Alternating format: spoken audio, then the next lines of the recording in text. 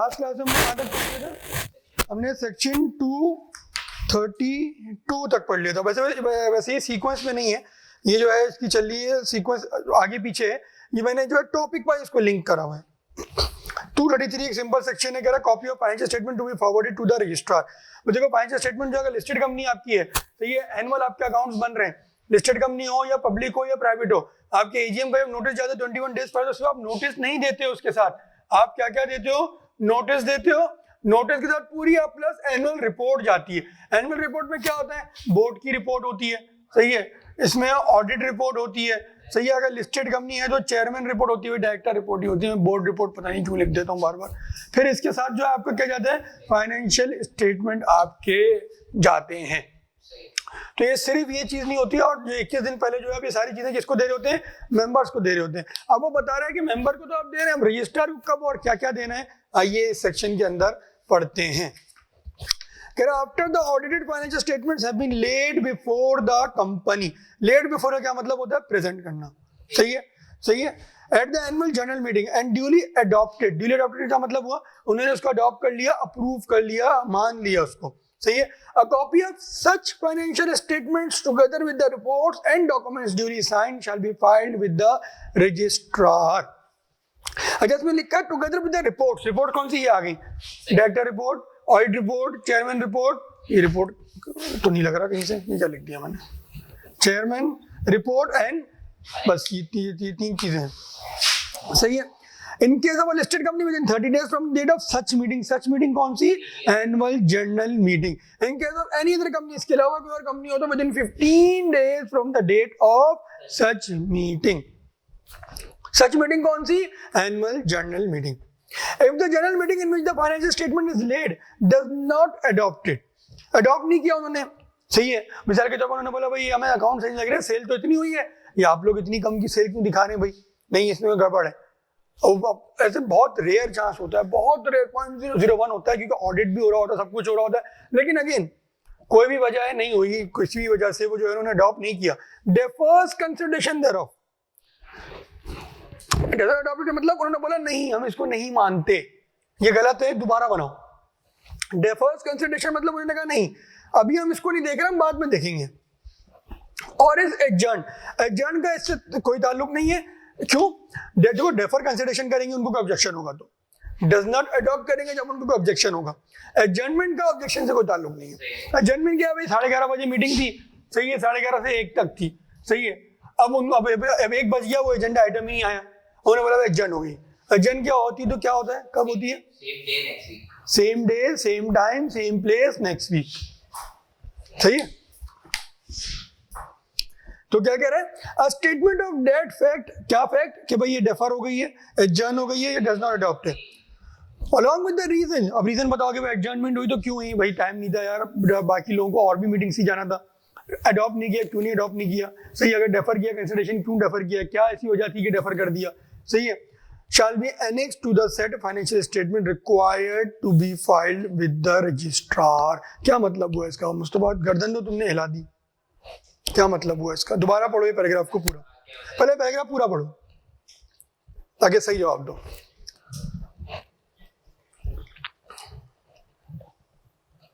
अच्छा तो क्या होता है, एनुअल जनरल मीटिंग की लिस्टेड कंपनी का 30 दिन बाद, उसके अलावा कोई और कंपनी मैनेज करती है। अब क्या होता है, अगर मीटिंग एडजर्न हो जाती है, फॉर एग्जांपल लिस्टेड कंपनी की मीटिंग एडजर्न होती है तो वो 1 हफ्ता आगे डेट चली जाती है ना, ठीक है, तो मीटिंग एडजर्न के रीजंस या क्या होता है, डिफर कंसीडरेशन या उसके रीजंस के साथ उसको ये सारी चीजें भेजनी है, फाइनेंशियल स्टेटमेंट्स, रिपोर्ट्स के। क्या कह रहा है, ये दोबारा पढ़ते हैं। If the general meeting in which the financial statement is laid does not adopt it, defers consideration thereof or is adjourned, a statement of debt fact along with the reason shall be annexed to the said financial statement required to be filed with the registrar। इसका मतलब ये हुआ कि मिसाल के तौर पे आपकी मीटिंग थी 1 जनवरी को, सही है, डेफर हो गई, ये चले गए 8 जनवरी को, सही है, अब आपने इससे 30 दिन देके आपने भिजवा दिया, तो आप बताएंगे ये कि भाई ये डेफर हुई थी, सॉरी ये एडजर्न हुई थी, और एडजर्नमेंट के बाद जो है इस दोबारा इस डेट को मीटिंग हो, इससे 30 दिन के अंदर हम ये भेज रहे हैं। सिमिलरली अगर कोई नोट किसी ने कोई ऑब्जेक्शन लगाया और वो अडॉप्ट नहीं हुई, दोबारा आपने बनाई फिर जाके अडॉप्ट हुई, तो आप बताएंगे कि भाई ये वजह थी इसकी डिले की कि अडॉप्ट नहीं हुई, सही है। और अगर डेफर हो गई कंसिडरेशन, उन्होंने बोला अभी नहीं देख रहा हम बाद में देख रहे हैं, तो एकदम 8 तारीख को उन्होंने देखा, अब यहाँ से आप 30 दिन काउंट कर रहे हैं, तो 30 दिन बाद जब आप भेजेंगे तो आप बताएंगे कि भाई देखो यहाँ पे प्रेजेंट हुई थी ये जन्म, सॉरी ये इसकी डेफर हुई थी कंसिडरेशन, यहाँ जाके दोबारा प्रेजेंट हुई, यहाँ जाके अप्रूव हुआ है फाइनेंशियल स्टेटमेंट, फिर हम आपको ये भेज रहे हैं।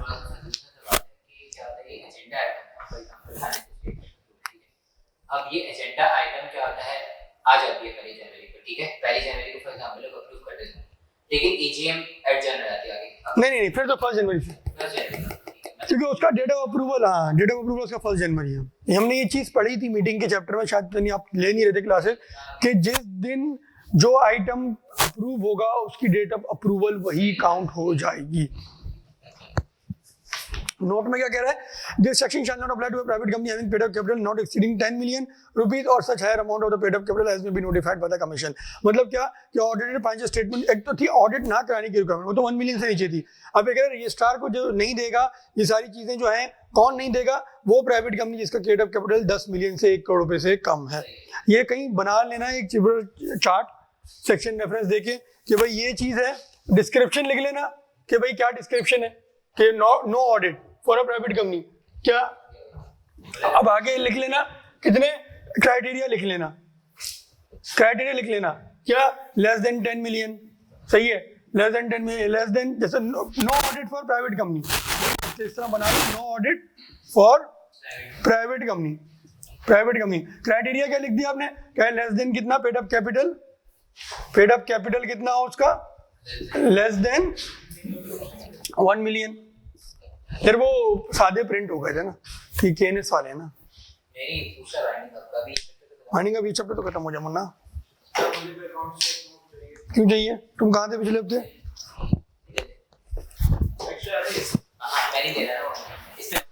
अरे चलो सही, कहाँ थे आप?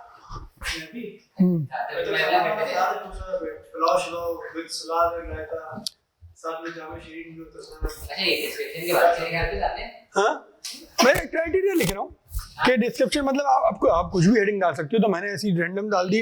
आप सेक्शन रेफरेंस दे सकते हो, कुछ भी सकते हो, ये आप लिख लो एक जगह कहीं पे ना, नोट्स जब बनाओगे इसके, तो जब पास वगैरह करने से पहले ये चीज एक दफा कर लेना।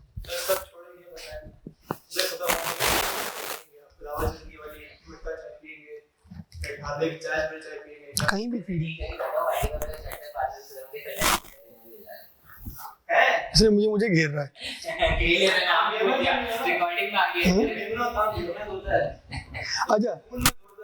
अच्छा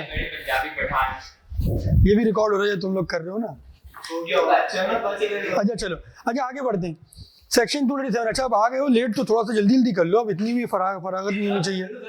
नहीं ये बात नहीं है ना, ये तो वैसे थोड़ी है, जल्दी करो, शुरू करो। सेक्शन 237 ये 2 अटेम्प्ट पहले इसने ऐड किया था, quarterly financial statement of the listed company. यार सिंपल सी बात है, क्वार्टरली फाइनेंशियल स्टेटमेंट जो है आपके ऑडिट नहीं होते, सही है। अगर आपका ये लिस्टेड कंपनी का केस है सिर्फ, और किसी का नहीं है, सही है। क्वार्टरली फाइनेंशियल स्टेटमेंट जो है आपके ऑडिट नहीं होते, वो तो सबके लिए है, हाफ ईयरली में रिव्यू होता है, वो सबके लिए, वो लिस्टेड कंपनी का नहीं है। सेक्शन लिस्टेड कंपनी वाला देखो आपका, आप अच्छा खामोश, एक चलता है आपका फर्स्ट क्वार्टर, सही है। मिसाल के तौर पर आपका जून ईयर एंड है, फर्स्ट क्वार्टर कब होगा मुस्तफा? 30 सितंबर, सही है। फिर आपका होगा सेकंड क्वार्टर, सेकंड क्वार्टर का हो या हाफ ईयर का हो, सही है। ये आपका होगा कब? 31 दिसंबर। अभी सब शुरू हो गए होंगे, जब फॉर्म के बच्चे हम जाना शुरू हो जाएंगे, दिसंबर के 15-20 तारीख से चले जाएंगे रिव्यू पे, सही है। फिर होता है आपका थर्ड क्वार्टर, सही है। थर्ड क्वार्टर आपका कब है? 31 मार्च, सही है। फिर आपका आ जाता है फोर्थ क्वार्टर, नहीं कहते, ईयर एंड कहते हैं ऐसे, ईयर एंड आपका आ जाता है 30 जून। ये जो बात कर रहा है इन तीनों की कर रहा है, सही है। इसका no audit, no nothing, no audit slash review, सही है। इसमें क्या होता है? रिव्यू होता है, सही है। ऑडिट इसमें भी नहीं होता, इसमें भी वही है, नो ऑडिट नो रिव्यू, सही है। सही है, राइटिंग को थोड़ा बर्दाश्त कर लो, सही है। अच्छा ये क्या है? ये आपका ऑडिट होता है, सही है। ये आपका ऑडिट होता है, और ये कहाँ प्रेजेंट होती है इसकी फाइनेंशियल स्टेटमेंट पूरी? एजीएम में। एजीएम कितने दिनों में करानी होती है? 120 दिन, सही है। चलो फ्रॉम ईयर एंड भी लिख लेते हैं, from close of financial year, या ईयर एंड क्या है समझने के लिए, सही है, ये आपका बनता आ रहा है, सही है। अच्छा अब वो कह रहा है इनकी फाइलिंग कब कब होगी रजिस्ट्रार को, सही है, इनकी फाइलिंग ऐसी PSX में। अच्छा इसकी कब होगी, इसकी होगी 30 डेज में, पार कर चेंज कर लेता हूँ, इसकी होगी 30 days from close of quarter, सही है। इसकी कब होगी, इसकी होगी 60 डेज, सही है, इसकी भी होगी 30 डेज, सही है। इसका तो मैंने अलग से लिख दिया कि 120 दिन के अंदर जो है आपको ये देने हैं, सही है, बिल्कुल। ये मैंने इसका पूरा चार्ट बना दिया। अब आइए इस सेक्शन को पढ़ते हैं, अब ये समझ में आ जाएगा। Every listed company shall prepare the quarterly financial statement as follows. अच्छा क्वार्टरली फाइनेंशियल स्टेटमेंट की प्रिपरेशन की रिक्वायरमेंट सिर्फ लिस्टेड कंपनी में है और किसी कंपनी पे नहीं है।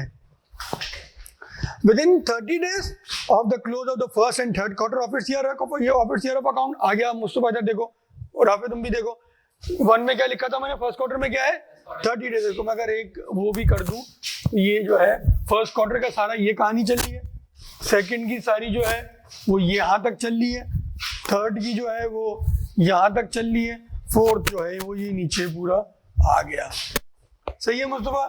राफे क्या कह रहा है, within 30 days of the close of the first and third quarter of its year and first और third, देखो इधर देखो कितने था 30 days, सही है। फिर क्या कह रहा है, within 60 days of the close of its second quarter of its year of account, it used to be 1 month and 2 months, और ये 4 months हुआ करता, लेकिन अब इन्होंने इसको डेज में कर दिया कंपनी एक्ट में, सही है। इसके बाद क्या था, cumulative figures of the half year for the half year presented in the second quarter accounts shall be subjected to a limited scope review by statutory auditor of the company in such manner as may be determined by ICAP and approved by the commission। इससे मैंने आपको बताया था कि हमारे commission ने आपका जो IFRS को भी एज इट इज अडॉप्ट किया हुआ है और आपका ऑडिटिंग स्टैंडर्ड को आइजाज को भी एज इट इज उन्होंने अडॉप्ट किया हुआ है। जब उन्होंने रेफर कर दिया कि वो ICAP करेगा और जो है जिस तरह से अप्रूव हुआ है, जो उनका तरीक़ेकार है उस तरह करेगा और जिस तरह उस कमीशन ने अप्रूव किया हुआ है, सही है। रिव्यू क्या होता है ये आप लोग जो इंशाल्लाह ऑडिट पढ़ेंगे तो देख लेंगे। फिर कहते हैं कमीशन में on application by the company extend the period of filing first quarter account for a period not exceeding 30 days if the company was allowed extension under section 223। ये क्यों लिखा हुआ है, 2 मिनट दे रहा हूँ, फिर पढ़ो और मुझे जवाब कह रहा है कि मैं आपको फर्स्ट पहले पढ़ लो, पहले तसल्ली से पढ़ लो, सोच लो। जब हमेशा ना जब कभी भी ना रश नहीं किया करो आंसर देने में, उसमें गलती के चांसेस होते हैं। यही चीज़ ना फिर आपकी प्रैक्टिस बन जाती है पेपर्स में भी। बहुत आप लोग थोड़ी ये इसका ट्रिक पॉइंट था, आप वो पकड़ लेते हो लेकिन बात की चीज़ें नहीं पकड़ पाते। पूरा सवाल सुकून से मेरा पढ़ सुनो, पूरा 2 लाइनें पढ़ो, फिर मुझे जवाब दो तसल्ली से।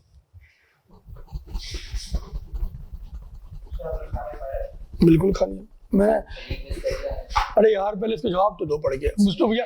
यार राफे ये कोई मुश्किल चीज़ नहीं है, ये तुम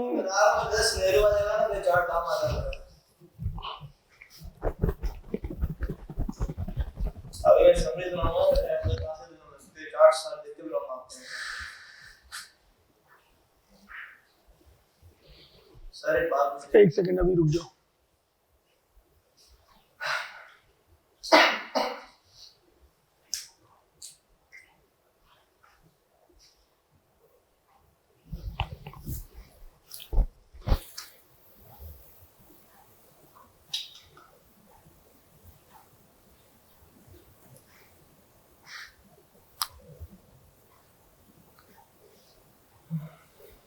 बताओ, पढ़ो ना बेटा, ये बात नहीं बन जाएगा, मुस्तफा से भी ले लेना ये। अभी जो मैं टेक्निकल बात कर रहा हूँ तुम भी मिस कर दोगे। ये खाता भी तो लेना बहुत रेफरेंस इजी हो जाता है। कह रहा है कमीशन जो है फर्स्ट क्वार्टर के अकाउंट्स को एक्सटेंशन दे देगा 30 दिन की, और देगा कब, अगर उसने एक्सटेंशन दी हुई है सेक्शन 223 में। सेक्शन 223 की एक्सटेंशन मतलब एजीएम की एक्सटेंशन है, एजीएम की एक्सटेंशन है, वो यहाँ की एक्सटेंशन देगा तो वहाँ की एक्सटेंशन देगा, अगर यहाँ एक्सटेंशन नहीं दी तो वहाँ एक्सटेंशन नहीं देगा। इस बात ये क्यों लिख रहा है इस तरह, मिटा रहा हूँ, ईयर एंड की बात कर रहा है, क्यों कर रहा है मुझसे? तुम्हारे जहन में कुछ आ रहा है जवाब, कुछ कंक्लूड किया तुमने? पढ़ो पढ़ो पढ़ो, यही तो सीखना है, रट्टे थोड़ी मारने हमने। एक सेकंड एक करके जवाब दो। अच्छा अब मुझे बताओ, कौन मुझसे तुम जवाब दे रहे हो, दो जवाब दो।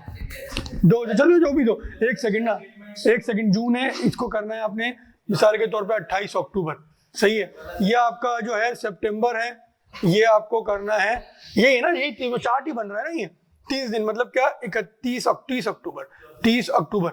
अब बताओ क्या कह रहे हो तुम, जवाब दो पहले, तुमने बहुत देर तक पढ़ा है इसको। क्या क्यों है, क्यों कह रहा है कि ये एजीएम है, ये फर्स्ट क्वार्टर है। वो कह रहा है कि एक सेकंड, वो ये कह रहा है कि अगर यहाँ एक्सटेंशन दूंगा तो ही जाके यहाँ पे एक्सटेंशन दूंगा, वरना यहाँ एक्सटेंशन नहीं है तो यहाँ एक्सटेंशन नहीं है। हाउ क्यों? अगर आपकी उसकी फाइलिंग नंबर टाइप देगी है तो आपके इधर के अकाउंट की फाइलिंग में नंबर टाइप देगी ना, बेसिकली यार उसके पास एक टाइमलाइन होना चाहिए, एग्जैक्ट रजिस्ट्रार के पास एक टाइमलाइन होना चाहिए, शायद मैं बोल रहा हूं। नहीं, तुम बोलो यार, गलत सही बताना है तो मेरा जिम्मेदारी है ना, अगर तुम गलत भी बता रहे हो तो क्या मसला है? तुम बताओ, तुम इतना लेट ही आई हो। डेट से नहीं आ जाओ जी, बताओ सर। देखें जब फाइनेंशियल क्लोजर में फर्स्ट शिपमेंट थी ना हमारी, वो भी हम 120 डेज के अंदर ना क्लोज, वो ये रहा ना, वो नहीं पढ़ो, उस सेक्शन में कोई लिखा हुआ ही नहीं है इससे रिलेटेड। सेक्शन 223 में ये लिखा हुआ था कि जो 120 दिन के अंदर देना, और एक्सटेंशन देगा तो रजिस्ट्रार दे देगा, कमीशन देगा in case of registered company और रजिस्ट्रार देगा in case of any other company. वो तो बात मैंने लिख दी। मेरा सवाल सिर्फ ये, वो ये कह रहा है कि यहाँ एक्सटेंशन जब दूंगा जब यहाँ एक्सटेंशन मिलेगी। ऐसी क्या वजह है कि वो कह रहा है कि यहाँ एक्सटेंशन जब भी दूंगा जब यहाँ एक्सटेंशन मिलेगी? देखो मिसाल के तौर पे इसने यहाँ एक्सटेंशन दे दिया, आप सुन लो, इसने यहाँ एक्सटेंशन दे दी, सही है, तो इसने यहाँ एक्सटेंशन दे दी, कितनी? 30 दिन की दे दी। 30 दिन की दे दी, कितनी बन गई? 30 दिन की दे दी तो कितनी? 28 नवंबर बन गई, सही है, 28 नवंबर बन गई, ये 28 नवंबर बन गई। इसकी डेडलाइन क्या हो गई? 28 नवंबर। इसकी डेडलाइन क्या है? 30 अक्टूबर। हाउ इज इट पॉसिबल कि अगले साल के अकाउंट्स पहले आ जाएं और ये ना आए अभी तक? हाउ इज इट पॉसिबल कि ये पहले आ जाएं अगले साल के और ये ना आए? ऐसे हम भी लिख देते हैं आप। समझ में आया? जब वो कह रहा है कि यहाँ एक्सटेंड, देखो रिवर्स केस भी हो सकता है, जरूरी नहीं, ये तो मैं एक वो बता रहा हूँ कि यार ऐसा भी हो सकता है। अब मिसाल के तो मुझसे एक्सटेंड, रुक जाओ, अभी नोट नहीं करो, नोट कर लेना। ऐसा भी हो सकता है कि ये टाइम पे हुआ, फिर वो यहाँ पे एक्सटेंशन दे रहा है, सही है, फिर वो यहाँ पे एक्सटेंशन नहीं देगा। वो कह रहा है कि ये टाइम पे अगर हो गया तो ये भी टाइम पे करके दो, अगर ये टाइम पे नहीं हुआ फिर ही ये करने दूंगा, अगर ये टाइम पे हुआ तो ये भी टाइम पे करो, ये टाइम पे नहीं हुआ तो फिर ये मांगो। अगर मिसाल के तौर पे ये टाइम पे नहीं हुआ, लॉजिक समझो, ये टाइम पे नहीं हुआ, ये 28 नवंबर पे आया, वही वाली बात कि यार अब कंपनी नहीं बोलेगी भाई देखो मुझे जब पिछले साल के ही नहीं बने थे तो अगले साल के मैं कैसे बना सकती हूँ, मुझे इसके लिए भी तो टाइम दो। देखो आगे रिकरिंग इफेक्ट होते हैं ना, मतलब आगे कैरी ऑन होते हैं ना इफेक्ट यार, एक स्टेप चलोगे फिर दूसरे चलोगे ना यार। ये इसकी सारी चीजें यहाँ मर्ज नहीं हो रही होंगी, इसका पीएनएल यहाँ रिटेन अर्निंग का पार्ट नहीं बन रहा होगा ना, सही है, सारे एसेट्स नहीं इसके बन रहे होंगे, लायबिलिटीज मर्ज नहीं हो रही होंगी। तो फिर वो कह रहा है भाई देखो जब ये, हाउ इज इट पॉसिबल कि यहाँ आपको एक्सटेंशन मिल गई और यहाँ आप कर लो, ये 28 नवंबर बढ़ रहा हो, ये आप करो नहीं 30 अक्टूबर को दे, वरना तुझे पेनल्टी मारूंगा। तो बेवकूफानी बात हो जाएगी ना। अब समझ में आया? अब नोट कर लो, उसमें कुछ करना है। बाबा का एक पूरा सेक्शन होता है, उसमें कोई काम की बात नहीं होती, हम ऐसे ही पढ़ते हैं, हल्का बहुत समझते हैं, लेकिन बाबा का 2 लाइनों के सेक्शन में बहुत बातें होती हैं।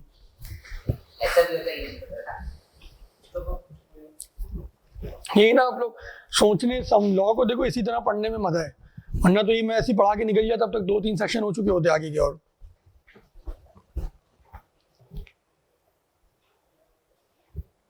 और एम क्या है कि इतनी डेप्थ में आप लोगों को पढ़ाया जाए कि कमी ना रहे, कि कल को आप लोग किसी और से भी पढ़ें तो ये ना बोलें कि यार हमें ये चीज़ वहाँ नहीं पढ़ाई गई थी। ऐसा नहीं होना चाहिए। सर मैं दार किला में ऑल टाइम बुफे पूछा नहीं ना। अच्छा अभी नहीं, हाँ अभी नहीं करो, मुझे 4 बजे तक क्लास को खत्म करना है। हाँ अच्छा अभी सीरियस यार नहीं होंगे, ये टॉपिक खत्म नहीं होंगे, प्लीज रिक्वेस्ट है मेरी, खामोश हो जाओ। तुम लोग KG 1 के बच्चे क्यों बने हुए हो? नहीं आज नहीं होगा।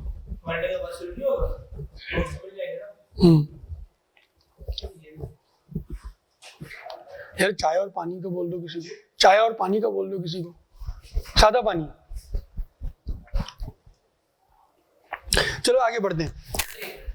The quarterly financial statement shall be posted on the company's website for information of its members and also transmitted electronically to the commission. Website पे लगा दो उसको और इलेक्ट्रॉनिकली जो है कमीशन को भी दे दो SECB को. सिक्योरिटी एक्सचेंज मतलब PSX and with the registrar को भी दे दो with in the period specified above. 30 दिन के अंदर जहाँ भी सारी चीजें कर रहे हो या इनको भी ये लोगों को देने हैं आपने. ऊपर तो बोल दिया ना कि प्रिपेयर करो, प्रिपेयर करके देने किसको वो नीचे बता रहे हैं. सही है. The commission may specify the time period for which the quarterly financial statement shall be made available on the website. कब तक अवेलेबल रखने हैं. सही है. अच्छा मुझे एक बात बताओ, क्योंकि चलो पहले पूरा सेक्शन कंप्लीट कर लेते हैं फिर पूछता हूँ. Copy of the quarterly financial statement shall be dispatched in physical form if so requested by any member without any fee. क्योंकि मेंबर बोल रहा है मुझे हार्ड कॉपी चाहिए, मुझे पान वाले को बेचना है, तो आप उसको दे सकते हैं. नॉर्मली ऐसे होता है, वो मांगते हैं कॉपियाँ, AGM में आए हुए होते हैं, इनके पास 2-2 चार्जर शेयर होते हैं, वो बोलते हैं हार्ड कॉपी. उनको पता भी नहीं होता फाइनेंशियल स्टेटमेंट क्या होते हैं. हार्ड कॉपी लेते हैं, 50-100 रुपए की पान वाले को बेच देते हैं. यही काम होता है उनका. सही बता रहा हूँ, मजाक नहीं कर रहा. एक दफा मैं एक पान ले रहा था अपने एरिया में, गुलशन में, वहां पे जो पान का जो पेज दिया वो BM की बुक थी. मैंने कहा खोला, मैंने कहा ये देखिए यार, ये क्या सीन है यार. The requirements of approval and authentication of the financial statement shall also apply on the quarterly financial statement. ये आखिरी लाइन का मतलब ये बताएगा. ग्राफ पे The requirements of approval and authentication of financial statement shall also apply. बता देना Rafe, वरना मैं बता रहा हूँ तुम्हें छोड़ूंगा नहीं, दलील करूंगा तुम्हें. बताना है इस सेक्शन का क्या मतलब है. सर ये मतलब है ना कि जब क्वार्टरली स्टेटमेंट जब बनाते हो तो कोई BOD से अप्रूव कर दिया और फॉरवर्ड करोगे ना, तो प्रिंट करोगे, जैसे शेयर होल्डर प्रिंट कर देते हैं आपको. नहीं, सेक्शन 223 की रिक्वायरमेंट है सेक्शन 232 223 पे फाइनेंशियल स्टेटमेंट अब पूरा डेडिकेशन राफे बेटा थोड़ा सा मेहनत करो. चीजें तुमने ऐसी अनशंड बात करी है कि वो जो है बोर्ड अप्रूव करेगा, प्रिंटिंग हो जाएगी. प्रिंटिंग कहाँ से आ गई इसके अंदर? प्रिंटिंग तो मैं बात ही नहीं करी. मैंने बोला है जो शेयर होल्डर अगर अप्रूव कर रहे होते हैं बोर्ड पीरियड पूरी करते हैं, उसके बाद प्रिंटिंग से पहले की सही बोला था.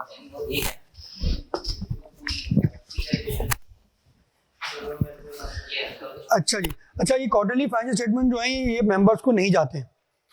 मेंबर्स को नहीं जाते, वेबसाइट पे अपनी लिस्टेड कंपनी के अपलोड हो जाते हैं और जो है ये जो मेंबर्स वहीं से डाउनलोड कर लें. एनुअल जो है वो बस मेंबर्स को सर्कुलेट होते हैं. अच्छा, एनुअल्स बोले बगैर सर्कुलेट होते हैं. हाँ. क्वार्टरली में आप रिक्वेस्ट कर सकते हैं. हाँ, रिक्वेस्ट कर सकते हैं और वो वेबसाइट पे लगा देते हैं. वेबसाइट पे फिर वो कर लेते हैं, वहाँ से डाउनलोड कर लें. Annual return. Every company having a share capital shall once in each year prepare and file an annual return with the registrar as on the date of the annual general meeting. Or when no such meeting is held, or if held, is not concluded on the last day of the calendar. Annual return basically form A होता है. एक SECB का form होता है जिसे कहते हैं form A. इसमें सारी चीजें आ रही होती हैं आपकी. ऑथराइज कैपिटल आता है, सही है. इसमें पेड अप कैपिटल आता है, सही है. इसमें आपको मैं खाते प्रॉफिट वगैरह भी शायद आता है, मुझे कंफर्म नहीं है, मैं देख लूंगा. पीर को मेरे पास ऑफिस में पड़ा हुआ होता है. डायरेक्टर्स जो है इनके नाम आते हैं, सही है. पूरा 6-7 पेज का एक बड़ा सा फॉर्म होता है. डायरेक्टर्स के नाम आते हैं, उनका CNIC आ जाता है, सही है. उनका एड्रेस आ जाता है. ये लंबी चौड़ी काफी सारी चीजों की डिटेल होती है. ये फॉर्म A के थ्रू आप जो है ये एनुअल रिटर्न अपना फाइल करते हैं. तो क्या कह रहा है, every company having a share capital shall in once in each year prepare and file an annual return. Annual return में बता दिया फॉर्म A के थ्रू फाइल करते हैं with the registrar as on the date of the annual general meeting. वो as on date होता है. उसकी रिक्वायरमेंट जो होती है वो होती है AGM से शायद 35-40 दिन की होती है. From the date of AGM की रिक्वायरमेंट है. उसका लिखना नहीं, कहीं कोट नहीं करना. AGM से 45 दिन या 30 दिन की टाइम होता है from the date of AGM. From date of AGM सब बिल्कुल सबमिट करना होता है. और वो एज ऑन क्या डेट बनता है आपका, ईयर एंड के डेट पे बनता है. सही है.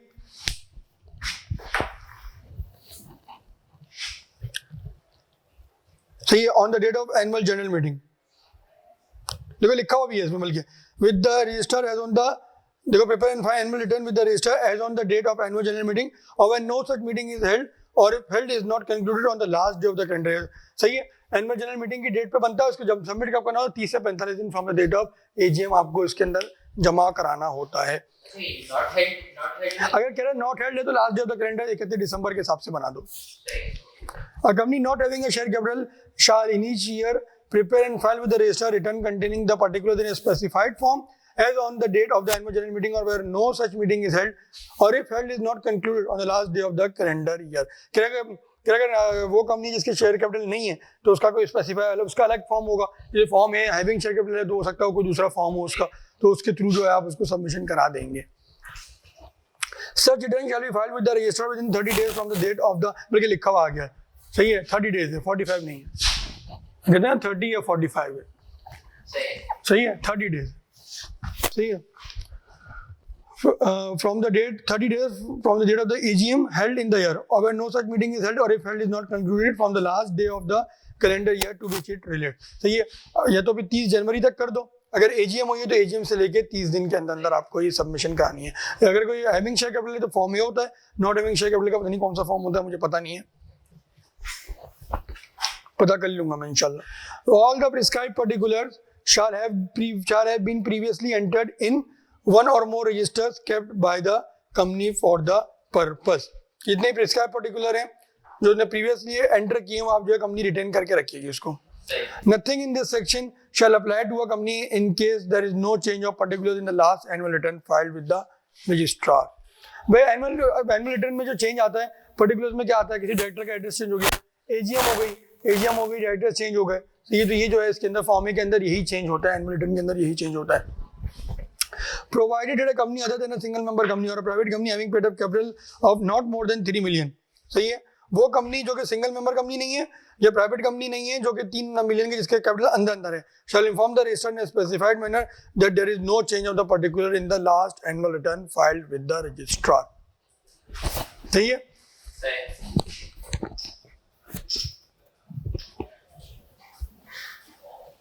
Nothing in this section shall apply to a company, मतलब कि ये है इसके वजह इससे पहले वाला एक दो दोबारा पढ़ लेते हैं। All the prescribed particulars shall have been previously entered in one और more registers kept by the company for the purpose.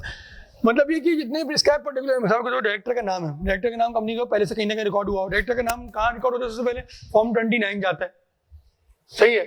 Form 29 जो है वो क्या होता है, वो डायरेक्टर्स का होता है कि ये डायरेक्टर आ रहा है ये डायरेक्टर जा रहा है, सही है। फॉर्म 28 क्या होता है, ऑडिटर्स का होता है, सही है, ये ऑडिटर की अपॉइंटमेंट का होता है, सही है। ये जो होता है ये डायरेक्टर्स का होता है, सही है। तो कह रहा है पहले भी ये इन्फॉर्मेशन जो फॉर्म ए में आ रही है ये कहीं ना कहीं गई भी हो, पहले किसी ना किसी फॉर्म में आपने दी हुई हो,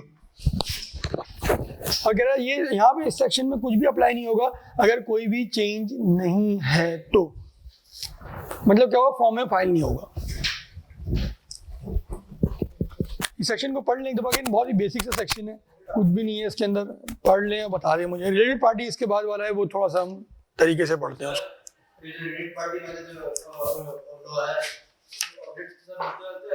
नहीं ऑडिट अलग है, अब नहीं ऑडिट में अगर कंपनी लॉ का सेक्शन है तो सेम है, नहीं ना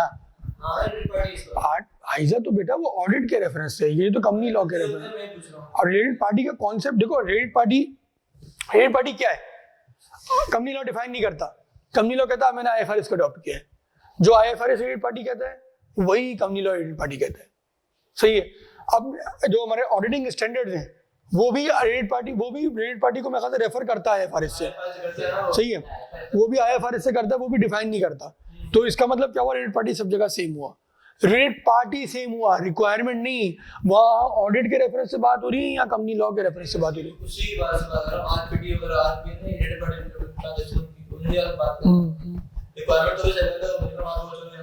वहाँ ऑडिट के पर्सपेक्टिव से या लॉ के पर्सपेक्टिव से चीज वही है। हो गया सवाल?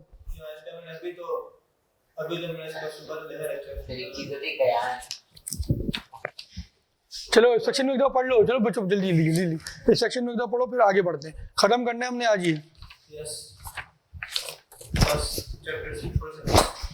एक चैप्टर रह जाएगा, इसके बाद फिर हमारा सेशन एंड हो जाएगा। कल हम मीटिंग से पास ओवर करेंगे। मुझे भी आपकी बड़ी याद आएगी।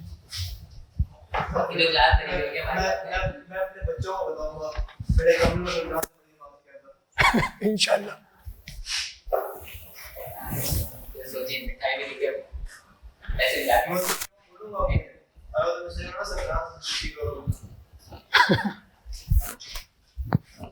चलिए बड़े आगे पढ़ लिया सेक्शन।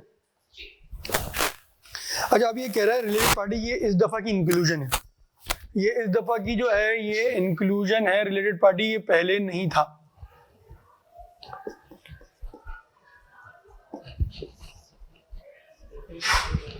सही है, आइए पढ़ते हैं।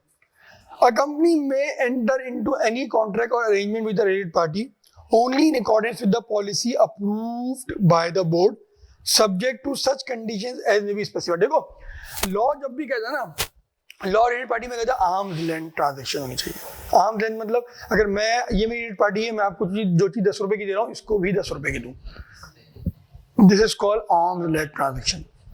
लॉ कभी भी मना नहीं करता कि अगर ये मेरी रिलेटेड पार्टी है, मैं आपको जो चीज 10 रुपए की दे रहा हूँ उसको 5 रुपए की दूँ, लॉ मना नहीं करता।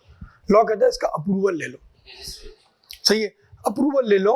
अगर अप्रूवल क्या, एजीएम है, बोर्ड है, वो एक अलग कहानी है। सही है, लॉ कहता है कि यार लॉ कभी भी ट्रांजेक्शन करने से आपको मना नहीं करता। भाई सही, वो कह रहा है घर की बात है ना आपकी, मेंबर्स को बता दो, कर लो। सही है, बोर्ड से अप्रूव करा लो, कर लो, मुझे कोई एतराज नहीं है।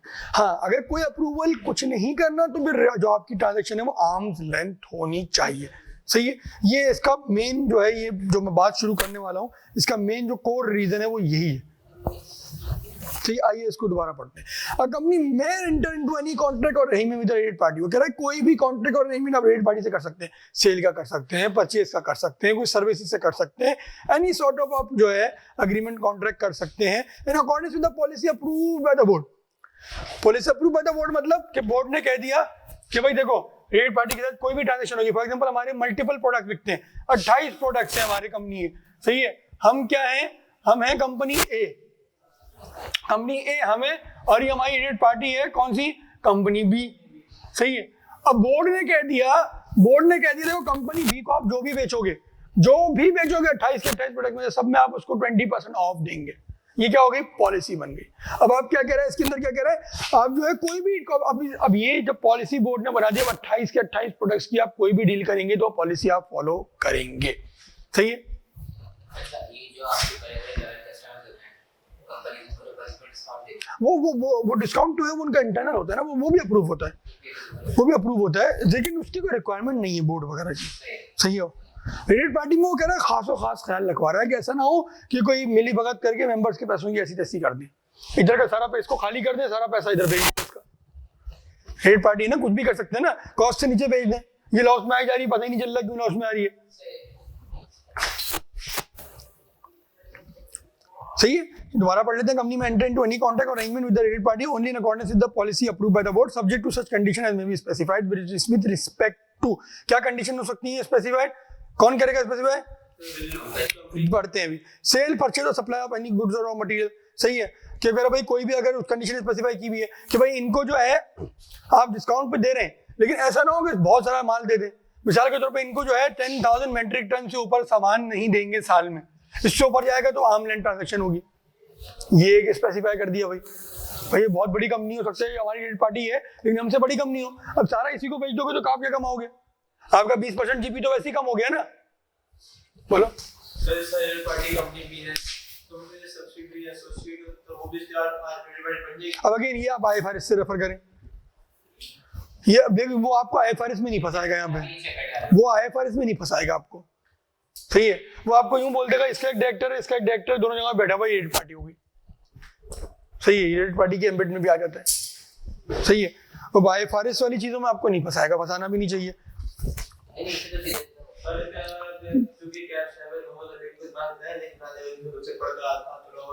अगेन एक मॉडरेट लेवल पे आप देख के चले हैं डेफिनेशन वगैरह उसकी, मॉडरेट लेवल पे बिल्कुल देख लें, बिल्कुल देख लें।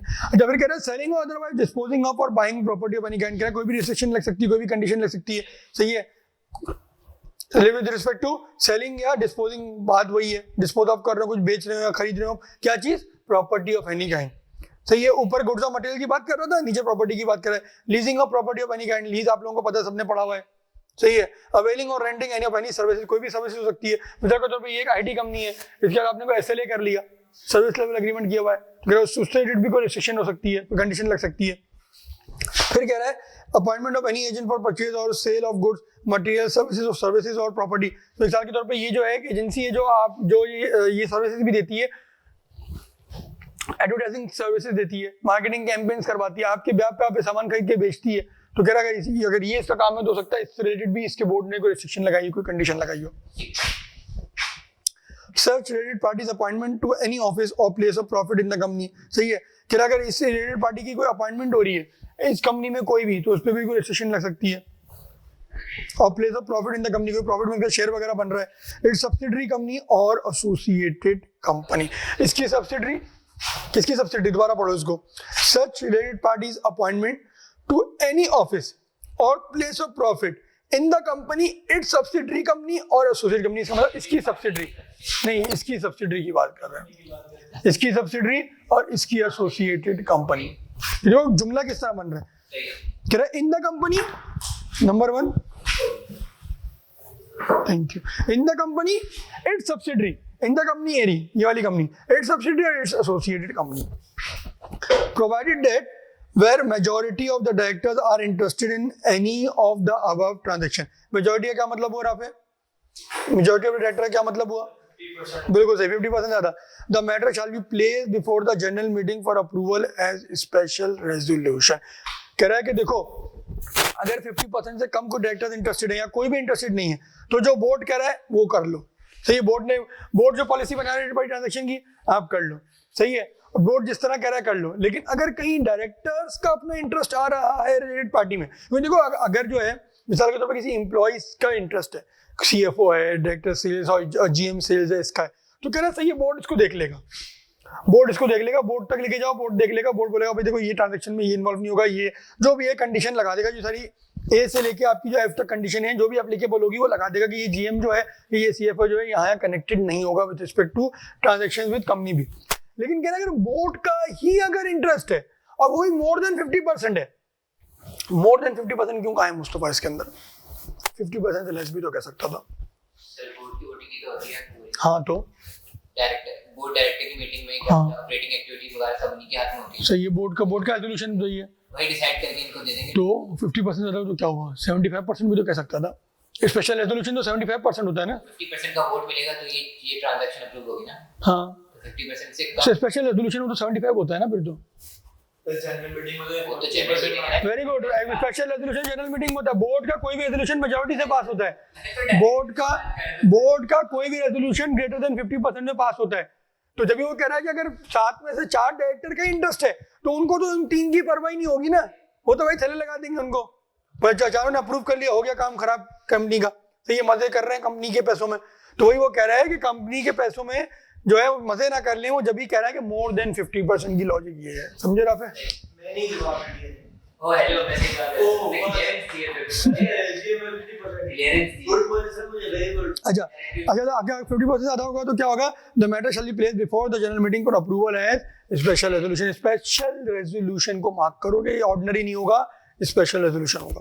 Provided also that nothing in this section shall apply to any transactions entered into by the company in its ordinary course of business on arm's length basis। क्या arm's length पे हो रहा है तो कोई भी चीज अप्लाई नहीं होगी। अगर मुस्तफा 50% से ज्यादा का इंटरेस्ट है, 7 के 7 डायरेक्टर्स का इंटरेस्ट है, लेकिन ट्रांजैक्शन आर्म्स लेंथ पे हो रही है, तो क्या वो जाएगा स्पेशल रेजोल्यूशन लिंक पास होगा? नहीं, क्यों? रिलेटेड पार्टी नहीं है, नहीं रिलेटेड पार्टी है, आर्म्स लेंथ पे हो रही है ना, आर्म्स लेंथ पे हो रही है। 7 के 7 डायरेक्टर्स हैं और आफे कंपनी एक है, 7 के 7 का इंटरेस्ट है ट्रांजैक्शन में कंपनी 20 है, सही है, लेकिन ट्रांजैक्शन आर्म लेंथ पे हो रही है, तो क्या स्पेशल रेजोल्यूशन पास होगा? होगा। एनी कॉन्ट्रैक्ट का एग्रीमेंट कहाँ लिखा हुआ है? एनी कॉन्ट्रैक्ट एग्रीमेंट में पहली लाइन में। वेरी गुड यार, सही है। देखो क्या लिखा, आखिरी 2 लाइनें पढ़ो मुस्तफा, जोर से पढ़ो। Provided that also nothing in this subsection may apply to any transaction like this। Sorry, मैंने reading किया। कह रहा है कि भाई अगर आर्म लेंथ पे ट्रांजैक्शन हो रही है तो कह रहा है कोई जो है किसी चीज की कोई रिक्वायरमेंट नहीं है, सही है। ना ही बोर्ड के पास आप जाएंगे कुछ अप्रूवल करने के लिए, ना ही जनरल मीटिंग के पास जाएंगे अगर बोर्ड का इंटरेस्ट है भी तो। क्या हो गया राफे? सर मैंने जवाब दे रहा हूं, मुझे पूछ रहे हो। कहाँ जवाब दिया तुमने? बोला आपने पैराग्राफ है, ये मैंने पहले मेरे बोलने के बाद बोला है तुमने। नहीं जी, मैंने पढ़ा आपने एजीएम ने मैंने आपको बोला मैंने समझ नहीं आया। नहीं एक तो आप सब सुनता हूँ, गलत तो मेरी मैं सुनता हूँ। रिपीटेशन ऐसी बनाएंगे अजीब सिस्टम है यार। अब मैं आपको जवाब नहीं दूंगा, समझ बैठा हूँ, समझूंगा। तुमने मेरे बात के बाद जवाब दिया था। नहीं जी, मैंने बोला था चाय आप बोलने चुप हो जाएगा चाय सर बोला है मैंने बन रहा है 4 बजे तक क्लास है मेरी, उससे पहले पिला दोगे तो पी लेंगे। यार दो पैसा। अच्छा जी, अब कह रहा हूँ ऑफिस ऑफ प्रॉफिट, आओ पढ़ते हैं। ऑफिस ऑफ प्रॉफिट में कह रहा है office of profit means any office. Office of profit कहाँ लिखा हुआ था? ऑफिस ऑफ प्रॉफिट कहाँ लिखा हुआ था? एफ में, such related party appointment to any office और place of profit in the company, its subsidiary और एसोसिएटेड कंपनी। अब ये जो ऑफिस ऑफ प्रॉफिट है ये क्या होता है? Office of profit means any office where such office is held by a director. बहुत गौर सुनो, where such office is held by a director. अभी कह रहा है ये एक ऑफिस है जो ऑफिस ऑफ प्रॉफिट क्या है? वो ऑफिस है जहाँ पे where such office held by a director if the director holding it receives from the company anything by way of remuneration over and above the remuneration to which he is entitled as director by way of salary, fee, commission, perquisite, any rent free accommodation otherwise where such office is held by an individual other than a director। जानबूझ से मैं read कर रहा हूँ ताकि आप लोग एक दफा रीड करके मुझे समझाएं। पहले पॉइंट नंबर 1 मुस्तफा समझाएगा, 2 जो है ये Rafe समझाएगा। where such office is held by an individual other than a director or by any firm, private company or other body corporate, if the individual firm, private company or body corporate holding it receives from the company anything by way of remuneration, salary, fee, commission, perquisite, any rent free accommodation or otherwise। पहले पढ़ो, पहले तरीके से पढ़ो, सुकून से पढ़ो। मैं 2 मिनट दे रहा हूँ, 2 मिनट तक जब मैं पूछूंगा जब जवाब देना। दोनों पढ़ो पहले।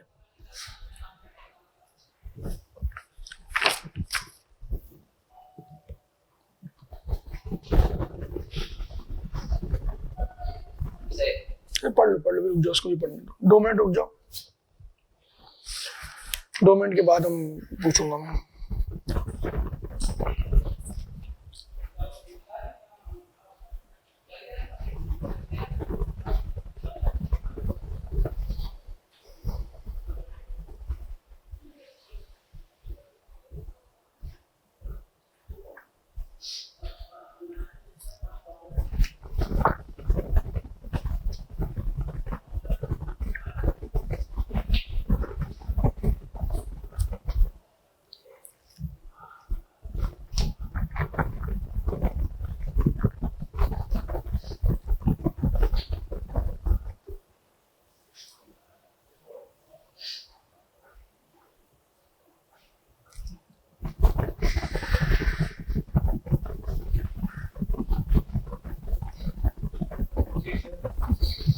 बताओ मुझसे, तुम बताओ। अच्छा क्या होता है, आपका कोई डायरेक्टर है जिसकी कोई रेम्युनरेशन फैक्टर है, अगर वो ऑफिस ऑक्यूपाई करने की वजह से उस रेम्युनरेशन से उसको कुछ ऊपर अमाउंट, कौन सा ऑफिस ऑक्यूपाई करने की वजह से?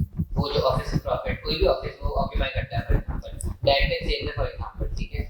तो अगर क्या होता है उस ऑफिस को ऑक्यूपाई करने से उसको उसकी रेम्युनरेशन से ज्यादा पैसा मिल रहा है या कोई और बेनिफिट मिल रहा है, रेंट की अकोमोडेशन हो गई, परक्विजिट हो गया, फी कमीशन कोई भी मिल रहा है, तो ऑफिस ऑफ प्रॉफिट कहलाता है।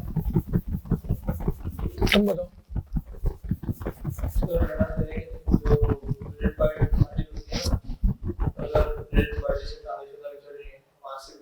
अच्छा मैं बता, रिलेटेड पार्टी का आपका अपना बंदा हो सकता है। मिसाल के तौर पे आपका डायरेक्टर है, सही है, वो डायरेक्टर जो है वो चैंपियन है वो उसका वैल्यूएशन का, लॉयर भी है, चलो लॉयर भी है वो डायरेक्टर, तो आपके बैठा हुआ बोर्ड में आता है मीटिंग, लॉयर भी है। अगर आपने उससे केस लड़वा लिया, क्या ये रिलेटेड पार्टी है? यस रिलेटेड पार्टी का मतलब ये नहीं कि 2 कंपनियां सेपरेट हो। पहले ये चीज क्लियर करना जरूरी है कि रिलेटेड पार्टी का ये मतलब नहीं कि 2 अलग अलग कंपनियां हो। अगर एक एम्प्लॉई आपको कोई सर्विसेज दे रहा है अदर देन एम्प्लॉई, वो भी रिलेटेड पार्टी ट्रांजैक्शन है। अगर एक डायरेक्टर है, ये ऑडिट में तो बहुत इस तरह के सवाल बनते हैं कि डायरेक्टर है वो जो है ये वाला काम भी करता है, कोई दूसरा काम भी करता है, एक्सपर्टीज उसकी कोई एक्सपर्टीज है, आपने उससे सर्विसेज ली, सही है, तो क्या वो रिलेटेड पार्टी है? बिल्कुल रिलेटेड पार्टी है ये आपकी। सबसे पहले ये चीज, अब दोबारा पढ़ो उसको, अब दोबारा पढ़ो, अब शायद समझ में आए। नहीं एक दफा दोबारा पढ़ लेना, एक दफा दोबारा पढ़ो। अब सही नहीं, पहले पढ़ो, जब तक मैं ना पूछूं जवाब नहीं देना।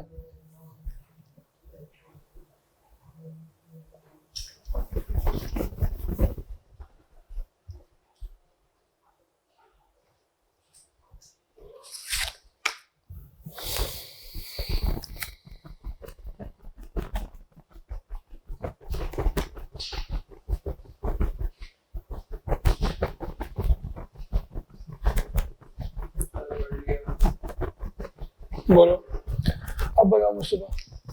अगर मैं जानबूझ के मुझे मुश्किल वर्डिंग मैं जानबूझ के चाहूँ कि आप लोग अंडरस्टैंडिंग डेवलप हो। मैं पढ़ाते हुए तो मैं भी एकदम से पढ़ा के निकल जाता।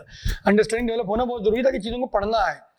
बोलो मुस्तफा आप बताओ। आपको कोई डायरेक्टर आपको कोई डायरेक्टर को आपने कोई काम दिया है साइड में, ठीक है, फॉर एग्जांपल, तो उससे उसको जो रेम्यूनरेशन मिल रही है एक्स्ट्रा, वो आपकी उसकी नॉर्मल रेम्यूनरेशन से ज्यादा रेम्यूनरेशन मिल रही है उसको, या कोई परफेक्ट बेनिफिट कुछ भी मिल रहा है, कमीशन फी से कुछ भी मिल रही है ना उसको, तो ऑफिस प्रॉफिट। देखो मैं इसको सिंपल करता हूँ।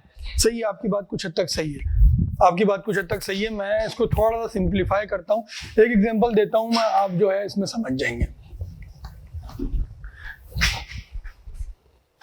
देखो डायरेक्टर जो मीटिंग अटेंड करता है ना, उस मीटिंग की उसकी एक फीस होती है।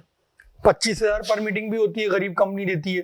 सही है, बड़ी कंपनी 1-1 लाख 1.5 लाख भी देती है, 2-2 लाख रुपए भी 2-2 लाख भी देते होंगे। सही है, 5-5 लाख भी कोई PSO हो सकता है, 5-5 लाख भी देते हो। सही है, ये हो गई मीटिंग की फी। MF लिख रहा हूँ मैं, बल्कि मीटिंग फी लिख रहा हूँ। सही है, ये मीटिंग फी आपकी हो गई। वो ये कह रहा है, गौर से सुनना, वो ये कह रहा है अगर आप इससे ऊपर उसको कोई भी पैसा दे रहे हैं फॉर एनी रीजन, अगर उससे कोई सर्विसेज ली हैं, सही है, या उससे कुछ और लिया, ये ऑफिस ऑफ प्रॉफिट है। सही है, ये ऑफिस ऑफ प्रॉफिट। अब आइए इसको अब रीड करते हैं। कह रहा है ऑफिस ऑफ प्रॉफिट, अभी मैंने कॉन्सेप्ट बताया ऑफिस ऑफ प्रॉफिट का। सही, मिसाल वो लॉयर है, आपने उससे केस लड़वाया, आपने उसको 10 लाख रुपए दिए एक्स्ट्रा। सही, आपने 25,000 मल्टीप्लाई 4 किया, 1 लाख रुपए तो उसकी मीटिंग के हो गए साल के। सही है, आपने उसको प्लस किया, आपने 10 लाख रुपए उसको और दिए किसी केस लड़ने पे। अब वही 10 लाख रुपए क्या है, ये ऑफिस ऑफ प्रॉफिट वाला केस है। आइए इसको पढ़ते हैं।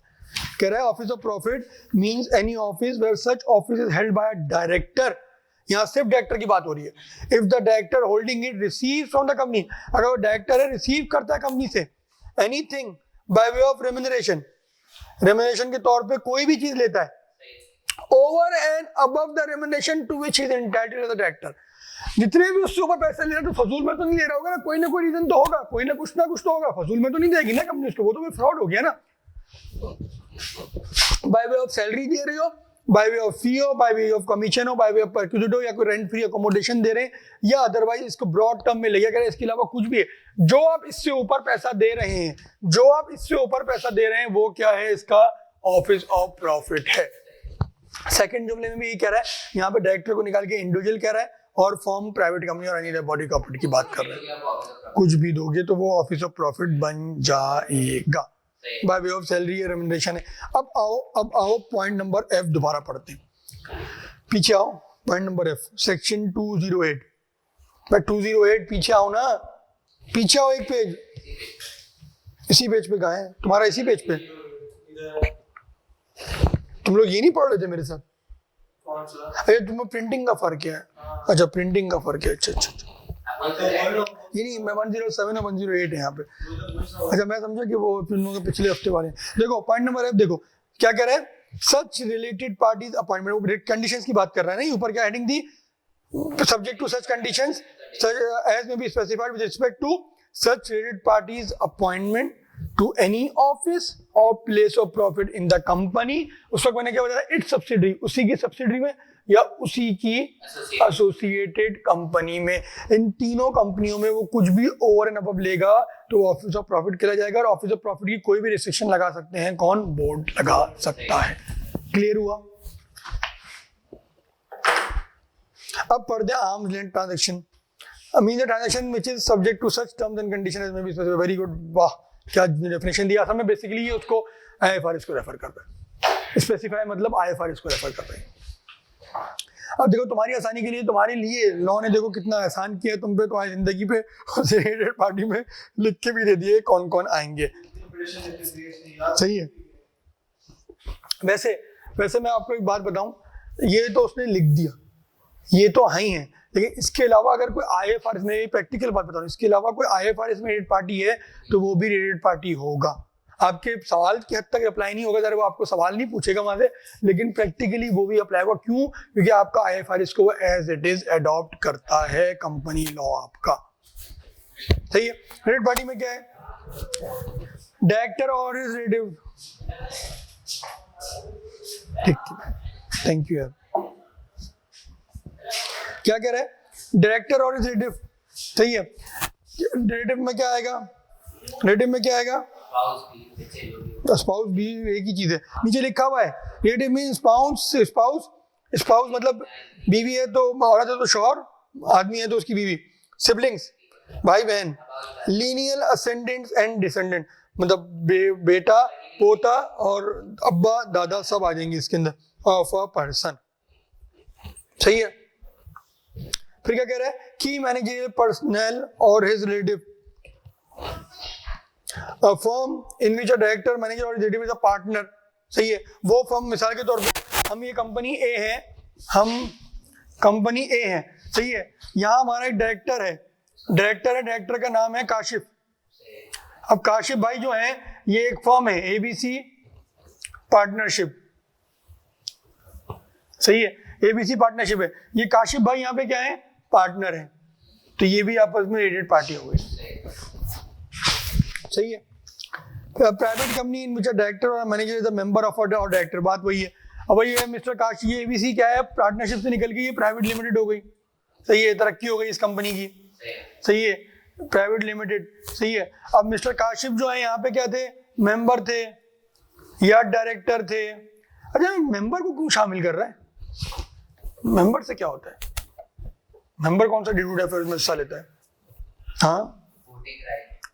Very good, voting right. भाई मेंबर अगर वो पावरफुल मेंबर है, 60-70% उसके पास है, तो वो कोई भी यहाँ पे डिसीजन इन्फ्लुएंस करवा सकता है। और वही चीज यहाँ पे भी, मतलब इस कंपनी को फायदा देना चाहे तो यहाँ के थ्रू दे सकता है, इस कंपनी को खाली करवा सकता है वो। शो नहीं बेटा।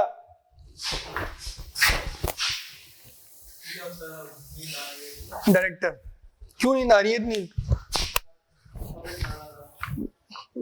फिर कह रहे हैं 5 में public company in which a director और manager is a director or hold along with his relative any shares of its paid up capital। मतलब यहाँ प्राइवेट कंपनी में क्या करते हैं? डायरेक्टर हो, मैनेजर हो, डायरेक्टर हो, मेंबर हो या डायरेक्टर हो, सही है। डायरेक्टर ये तो मैं होगा मिस्टर काशिफ, यहाँ पे जो है मैनेजर है मिसाल के तौर पे, सही है, मैनेजर है या डायरेक्टर है, और यहाँ पे मेंबर है डायरेक्टर है, तो ये रिलेटेड पार्टी हो जाएगी। अब यहाँ पे पब्लिक कंपनी में क्या कह रहे हैं? पब्लिक कंपनी में कह रहे हैं इन विच डायरेक्टर और मैनेजर इज अ डायरेक्टर, ये तो डायरेक्टर हो यहाँ पे। पब्लिक कंपनी के केस में क्या होगा? समझे ए लिमिटेड है, ए लिमिटेड कौन सी कंपनी है? ये पब्लिक कंपनी हो गई, ये हो गई बी लिमिटेड। अब यहाँ मिस्टर काशिफ क्या है? मिस्टर काशिफ, रुक जाओ, रिलेटेड पार्टी बनाने तो दो उसको, एक सेकेंड। क्या लिखा हुआ है? डायरेक्टर है या मैनेजर है, सही है। या तो ये क्या है? डायरेक्टर है या मैनेजर है। वहां पे क्या होना चाहिए इसका? हाँ, is a director in which a director और मैनेजर इज अ डायरेक्टर और होल्ड अलोंग विद, या तो यहाँ पे डायरेक्टर हो या मेंबर हो। मेंबर को देखो डायरेक्ट मेंबर नहीं लिख रहा, वो कह रहा है hold along with his relative, खुद भी और अपने रिलेटिव से मिला के भी, any shares in of its paid up, any share, सही है, कोई रिस्ट्रिक्शन नहीं लगाई। या तो क्या हो? मेंबर हो, मेंबर भी खुद नहीं, सेल्फ भी प्लस रिलेटिव्स। अच्छा, वोटिंग राइट।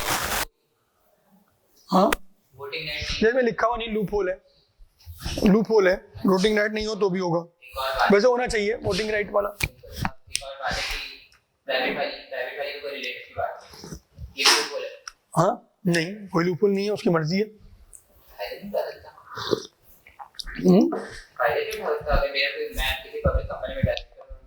कौन सी? ये प्राइवेट ना हो, तुम ये कह रहे हो? ये प्राइवेट है, हाँ। मेरा रिलेटिव बैठा है।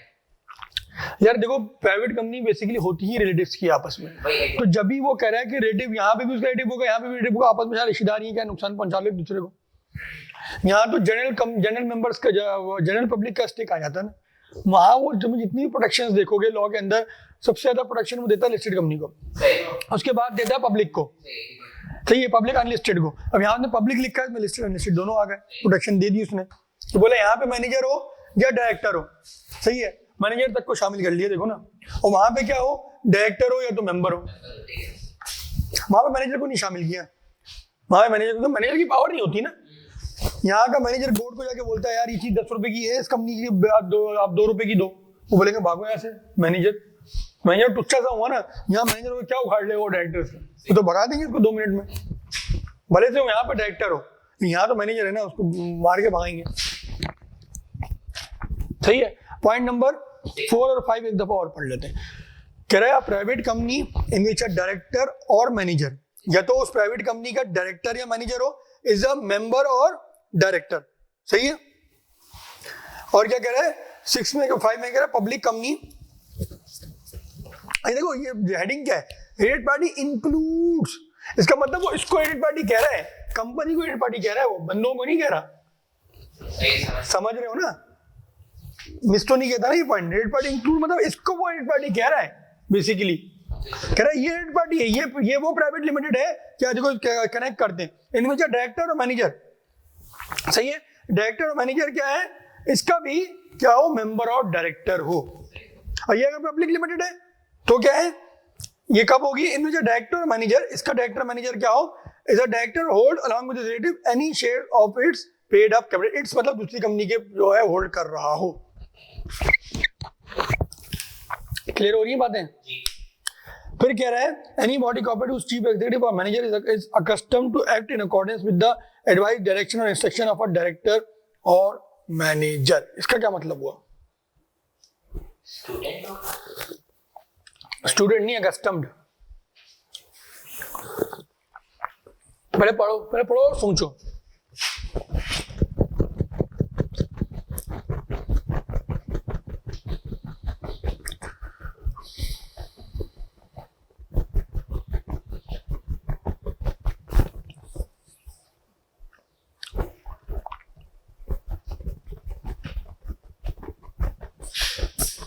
इसका मतलब है ये वो कंपनी है, वो मिसाल के तौर पे कोई ऐसी कंपनी है जहाँ पे चीफ एग्जीक्यूटिव या मैनेजर जो है वो क्या है, डायरेक्टर के इंस्ट्रक्शन पे काम करता है, तो वो कंपनी भी आपकी रेड पार्टी हो जाएगी। सही है। Any body corporate whose chief executive और manager is accustomed to act, जो रिक्वायरमेंट है to act in accordance with the advice या डायरेक्शन या इंस्ट्रक्शन ऑफ अ डायरेक्टर और मैनेजर। सही है। मिसाल के तौर पे हाँ, ये दो कंपनी है, ABC है, सही है, और ये क्या है, XYZ है। सही है। अब यहाँ के डायरेक्टर जो है इसके CEO को या मैनेजर को चलाते हैं, तो दोनों आपस में जो है, हाँ सब्सिडरी तो नहीं होगी, सब्सिडरी क्यों होगी, एसोसिएट भी नहीं होगी, ये तो एसोसिएट का बोलती है 10% और मोर 25 होल्डिंग की तो बात ही नहीं कर रहा है यहाँ पे। वो कह रहा है डायरेक्टर के इंस्ट्रक्शन पे यहाँ के चीफ एग्जीक्यूटिव चलता है, इसके डायरेक्टर की इंस्ट्रक्शन पे यहाँ का चीफ एग्जीक्यूटिव चलता है।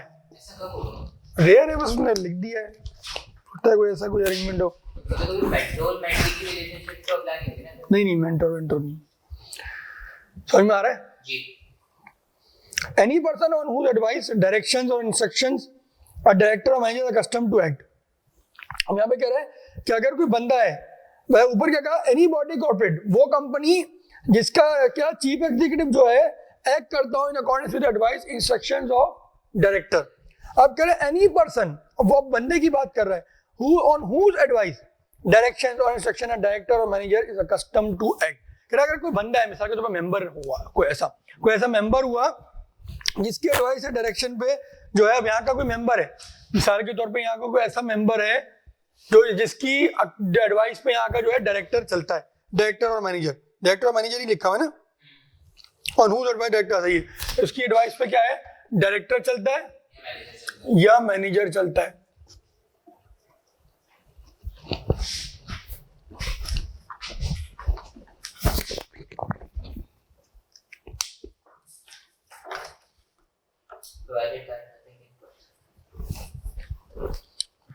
फिर क्या कह रहा है, पूरा पढ़ते हैं। प्रोवाइडेड है nothing in point 6 and 7 shall apply to the advice direction and instruction given in a professional capacity। Professional capacity मतलब यहाँ के जो है CEO, ये मेंबर है, चार्टर्ड अकाउंटेंट है, सही है, कोई नया IFRS आया, उसने बोला यार, इसने डायरेक्टर ने बोला भाई यार मुझे बता दो, मैं अपने आगे जो है ब्रीफिंग दूंगा, सही है। मिसाल के तौर पर डायरेक्टर फाइनेंस है, सही है, ये डायरेक्टर ऑफ फाइनेंस है, ये एक्टिंग CFO भी है। अब इसने बोला है देखो नया IFRS आया, आप चार्टर्ड अकाउंटेंट है, आप PwC के हैं, आप मुझे थोड़ा कुछ समझा दें इसके बारे में। असल में होता भी ऐसे, कोई भी नया IFRS वगैरह आता है तो ICAP ही इसको, जो फर्म्स ही इसको जो ब्रीफिंग और ये सारे सेशंस करवा रही होती हैं, जो वो अपनी मेंबर फर्म से सीखती हैं, सही है, वो उनको सिखाते हैं, तो ये आगे फिर जो है पूरी जो है आगे सोसाइटी को जो है रिलेटेड सोसाइटी है उसको सिखाते हैं। तो ये जो है ये इसको सिखा रहा है, तो कह रहा है ये इसके अंदर जो है ये रेट पार्टी फिर नहीं होगी। जो प्रोफेशनल एडवाइस दे रहा है वो उसको कोई चीज समझ में नहीं आ रही, उसको समझा रहा है तो ये जो है इसके अंदर एम्बेड में रेट पार्टी नहीं होगी।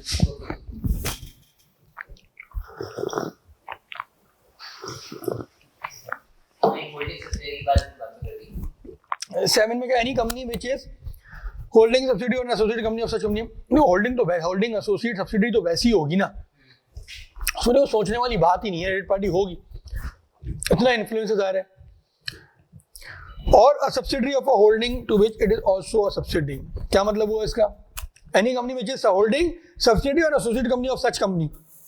एबीसी के और मिसाल के तौर पे XY जो है, XYZ जो है, ये क्या है? ये सब्सिडरी है, सही है, और ये क्या है? ये होल्डिंग है, तो ये क्या आपस में रेट पार्टी है, सही है। अगर ये एसोसिएट है तो भी रेट पार्टी है, सही है, एसोसिएट है तो भी रेट पार्टी है, और सब्सिडरी है तो भी रेट पार्टी है। अब वो क्या कह रहा है, इसके बाद क्या कह रहा है? A subsidiary of a holding company और a company, any company which is a subsidiary of a holding company. Subsidiary of holding company, ये आ गया XYZ, सही है, to which it is also a subsidiary. मतलब क्या हुआ इसका? पहले पढ़ो सकून से।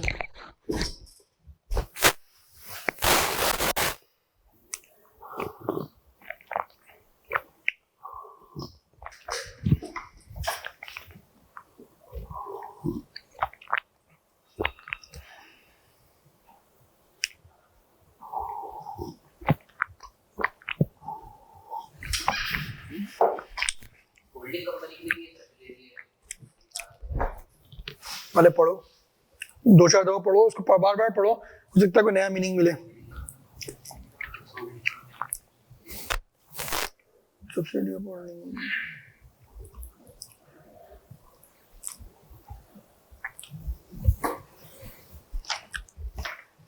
हाँ, क्या होता है, मैं आपकी सब्सिडियरी हूँ, आप किसी और कंपनी के आगे से, ये एबीसी है ना?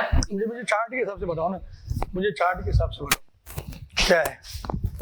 क्या लगे एबीसी और XYZ की लेनी चलो ABC XYZ यहाँ ड्रॉ कर लेते हैं ना, साफ सुथरा हो जाएगा ना। ये सही जवाब तो राफे नहीं देना है इसका अल्टीमेटली, सही है। ABC आ गई, ये क्या है? होल्डिंग है। एबीसी होल्डिंग है। ABC क्या है? होल्डिंग। चलो इसको H लिमिटेड करते हैं ना, ये H लिमिटेड है, सही है, ये H लिमिटेड इसकी सब्सिडरी है।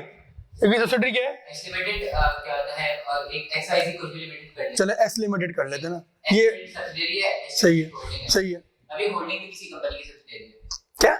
होल्डिंग भी, ये H है ना, ये हाँ। किसी की भी सब्सिडियरी है। ये किसी की सब्सिडरी है, चलो सही है, H1 लिमिटेड कर देते हैं इसको। तो तुम क्या कह रहे हो, ये तीनों आपस में हो जाएंगी? आई थिंक सही है। तुम बताओ, जब से सो रहे हो।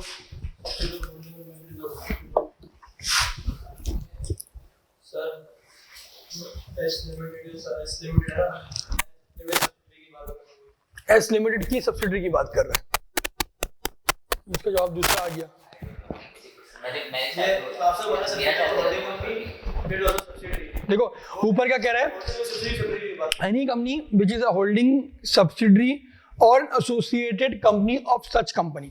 मतलब इसने पहला पॉइंट ही पढ़ रहा हूँ मैं। पहला पॉइंट में इसने सिंपल बात करी कि भाई देखो, अगर ये H लिमिटेड है तो H लिमिटेड की जो S लिमिटेड है ये भी आपस में क्या है, ये भी आपस में क्या है, रिलेटेड पार्टीज हैं आपस में, सही है। पहला पॉइंट तो ये उसने क्लियर कर दिया। दूसरे में कह रहा है और a subsidiary of a holding company और a subsidiary of holding company to which it is also a subsidiary. इसका जवाब बिल्कुल सही था, ये इसकी बात कर रहा है, नहीं सॉरी, इसका जवाब ये था ना, होल्डिंग सब्सिडरी, और ये एक और S1 आ गई, ये भी आपस में जो है रिलेटेड पार्टी है। दोनों को कनेक्शन में पढ़ना था। सबसे पहले कह रहा है, देखो मैं दोनों को साथ पढ़ रहा हूँ, आप देखो शायद मीनिंग तुम लोगों को क्लियर हो। तुम लोग अपने नोट्स में देखो, any company which is a holding subsidiary और associated company of such company और a subsidiary of a holding company to which it is also a subsidiary. नहीं क्लियर हुआ? मैंने उससे पहले पढ़ा है। और subsidiary of a holding company, सही है, subsidiary of a holding company to which it is also a subsidiary. सबसे पहले कह रहा है any company which is a holding company, subsidiary company और एसोसिएटेड कंपनी, सही है। अगर कोई आपकी होल्डिंग कंपनी है वो भी आपकी रिलेटेड पार्टी है, सब्सिडरी कंपनी वो भी आपकी रिलेटेड पार्टी है, अगर एसोसिएटेड कंपनी वो भी आपकी रिलेटेड पार्टी है, सही है, या क्या हो, सब्सिडरी हो होल्डिंग कंपनी की to which it is also subsidiary. इसको यूं समझ लो, यूं समझ लो, यूं समझ लो, एच लिमिटेड, ये आ गई एस लिमिटेड, एस्टिमेटेड सही है, ये आ गई एस वन लिमिटेड। यो कह रहा है ये भी आपस में ये भी आपस में जो है रेट पार्टी है। अच्छा एक सेकंड रुको, मैं इसको क्लियर कर देता हूँ, मैं इसको क्लियर, सही है। ये वो देखो कह रहा है, क्या कह रहा है, देखो पहले तो उसने ये बताया, इसको भूल जाओ, बल्कि ये देखो पहले में क्या कह रहा है, अगर any company which is a holding subsidiary या एसोसिएट हो ऑफ सच कंपनी, सही है, ये मेरी कंपनी हो, कह रहा है सब्सिडरी हो, एसोसिएट हो या होल्डिंग हो। देखो मुस्तफा, इस कंपनी के बारे में कह रहा है ये सब्सिडरी हो, एसोसिएट हो, होल्डिंग हो, सही है, तो वो ये क्या, ये दोनों आपस में रिलेटेड पार्टी, अरे ये होल्डिंग होगी तो ऑब्वियसली सब्सिडरी हो जाएगी, वो कह रहा है ये है। फिर क्या कह रहा है, मिसाल के तौर पर अगर ये होल्डिंग है, तो वो क्या कह रहा है, a subsidiary of a holding company to which it is also a subsidiary, वो कहेगा इसकी जो सब्सिडरी है वो भी आपस में जो है वो रिलेटेड पार्टीज हो जाएंगी। ये पूरा एक तरीके से उसने ग्रुप बना दिया यार, कॉम्प्लेक्स बात करी है लेकिन ग्रुप बना दिया उसने। ठीक है, समझ गया। सही है राफे तुम यही बोल लेते ना, और जब सही है तो बोला ये आगे ही बोल लेते। अच्छा एस लिमिटेड की आपस की सब्सिडी नहीं वो मतलब पहले तो देना क्या, हाँ कौन सा गलत हो जाता कि नहीं, अबे कुछ नहीं हो रहा, मुझे समझना है। एच की सब्सिडी एच है और एस की भी सब्सिडी नहीं वो नहीं होगा। राफे ये थोड़ी बोला था, राफे तो ये बोल रहा था ना, यही बोल लेते ना। हाँ, ऐसा क्यों नहीं होगा, क्योंकि क्या होता है, होल्डिंग कंपनी है, वो क्या होता है, सब्सिडी के एक्शंस कंट्रोल कर सकती है, सही है ना, और सब्सिडी की सब्सिडी के एक्शंस कंट्रोल लिखा तो है कि सच अदर पर्सन में भी स्पेसिफाइड, तो ये आईएफआरएस वाली सारी चीजें आ जाएंगी इसके अंदर। ठीक है, ठीक है।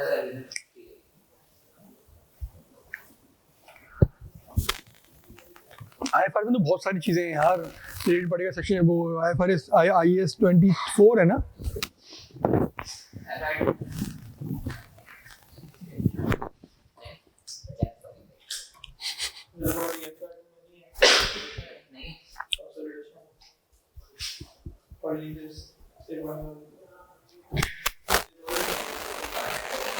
सही है, हम ये हैं, ये हमें, हमारी होल्डिंग कंपनी हमारी सब्सिडरी है, होल्डिंग की सब्सिडरी भी हमारी सब्सिडरी है, सही है, ये पॉइंट नंबर 2 है, ये पॉइंट नंबर 2 है, हम ये हैं, सही है, लिख भी देता हूं मैं ताकि कंफ्यूज ना हो कि हम कौन से हैं इसमें, ये सही है, ये हमें, हमारी होल्डिंग, ये हमारी सब्सिडरी जो है, पॉइंट नंबर 1 भी यही कह रहा है, वो कह रहा है इसकी कोई सब्सिडरी है वो भी हमारी जो है वो रिलेटेड पार्टी हो जाएगी, सही है। फिर कह रहा है एवरी कॉन्ट्रैक्ट और arrangement entered into with the related party shall be referred to in the board report to the shareholders along with the justification for entering into such contract और arrangement। क्या कोई भी contract और arrangement आप कर रहे हैं, arm's length हो बगैर आर्म्स लेंथ हो वो बात अलग है, आर्म्स लेंथ होगी तो बोर्ड की अप्रूवल की जरूरत नहीं है, सही है, अगर आर्म्स लेंथ नहीं है तो फिर बोर्ड के पास जाना है, अगर बोर्ड का मोर देन 50% है उसमें स्टेक तो फिर आपको स्पेशल रेजोल्यूशन पास करवाना है, कहाँ, जनरल मीटिंग में। ये ट्रांजैक्शन करना नहीं करना है, किस तरह से करना है उसका नहीं बता रहा, अगर आपने किसी भी तरह की कोई भी ट्रांजैक्शन करी है, आर्म्स लेंथ हो ना हो, बोर्ड के अप्रूवल हो ना हो, स्पेशल रेजोल्यूशन की जरूरत ही नहीं थी, फिर भी आप जो है मेंबर्स को बताएंगे कि आपने ये ट्रांजैक्शन करी है। Every contract arrangement enter into with the related party shall be referred to in the board report, board के रिपोर्ट में आप बताएंगे कि आपने यही रिलेटेड पार्टी के साथ ट्रांजैक्शंस करी हैं, सही है, फिर बोर्ड रिपोर्ट जा रहे हो, एनुअल रिपोर्ट का पार्ट बनेगी तो शेयरहोल्डर को पता चलता है उससे, along with the justification for entering into such contract, justification दे दें आप उसकी कि भाई ये दुनिया के सबसे बेहतरीन मायानाज लोग यही थे, अभी हमने किया इनसे काम। फिर कह रहे हैं the commission may specify the record to be maintained by the company with regard to transaction undertaking with the related party की कमीशन पे जा सकता है, ये ना मतलब ईयर रिकॉर्ड कर लो, उसका टाइम बता दो, अमाउंट बता दो, ऑनलाइन ट्रांजैक्शन नहीं है तो कितना डिस्काउंट दिया, क्या टर्म्स एंड कंडीशन दी, सारी चीजें हो सकता है उसके अंदर वो स्पेसिफाई कर दे।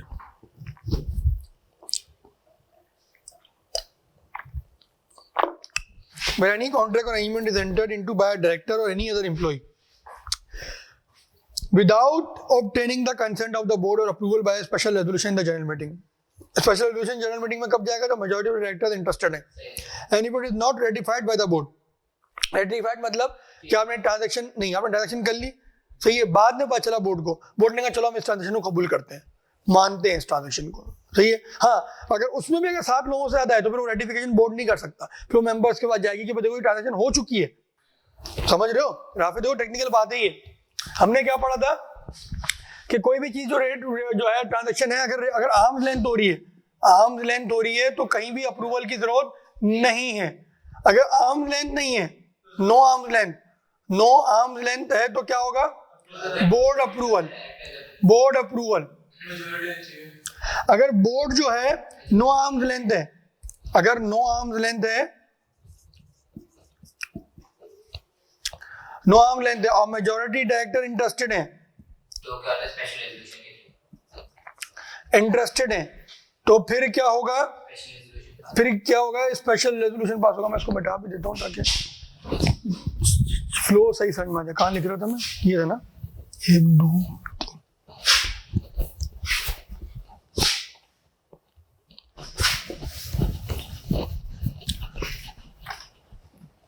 समझ में आ रहा है राफे,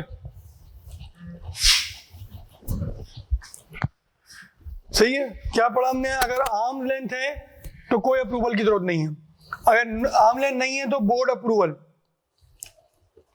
सही है। अगर आर्म लेंथ नहीं है, मेजॉरिटी डायरेक्टर इंटरेस्टेड है तो फिर क्या होगा, स्पेशल रेजोल्यूशन। ये हमने पढ़ चुके हैं। अब देखो यहाँ पे क्या कह रहा है, कह रहा है अगर कोई भी कॉन्ट्रैक्ट अरेंजमेंट हुआ है डायरेक्टर या एम्प्लॉय ने without obtaining the consent of the board, without consent of the board कहाँ लेनी होती है, जब आर्म लेंथ पे नहीं है, सही है। लेकिन अगेन देखो, मैं आपको जनरल बात बता रहा हूँ कि आर्म लेंथ पे अगर ट्रांजैक्शन है तो भी अगर कोई ट्रांजैक्शन हो रही है तो ये लॉ एक और जगह पे लिखता है कि आपने बोर्ड को अप्रूवल लेना है। मिसाल के तौर पर मेरी एक स्टेशनरी की दुकान है, मेरी कंपनी का सारा स्टेशनरी का माल मेरे पास से आता है, भले से मैं मार्केट के हिसाब से बेचता हूँ तो भी मुझे जो है बोर्ड का अप्रूवल लेना पड़ता है, बोर्ड को इन्फॉर्म करना पड़ता है। हाँ, अगर उन्होंने डिक्लाइन कर दिया तो एक अलग बात है, नहीं डिक्लाइन किया तो आप चलते नहीं, सही है, वो तो एक अलग बात है, वो अपनी जगह पर्टेन करती है। लेकिन मैं उस रेफरेंस से बता रहा हूँ जो सेक्शन 208 था कि a company may enter into any contract or agreement with a related party only in accordance with the policy approved। वो पॉलिसी की बात हो रही है, पॉलिसी अलग चीज है, अप्रूवल एक अलग चीज है। अप्रूवल एक ट्रांजैक्शन का भी हो सकता है। मेरी स्टेशनरी की दुकान है, मेरे पास सारी स्टेशनरी आती है, मैंने बोला भाई दे दो, उन्होंने कहा सही कर लो। पॉलिसी कब बनेगी, जब आपकी रूटीन ट्रांजैक्शन की रिलेटेड पार्टी के साथ हो रही है, एक कंपनी ए एक कंपनी बी है, दोनों रिलेटेड पार्टी हैं, कंटिन्यूस ट्रांजैक्शन होती हैं, सही है, दोनों का नेचर ऑफ बिजनेस इस तरह है, तो वहां पॉलिसी बनेगी। मैंने पॉलिसी का मना कहां पे किया था,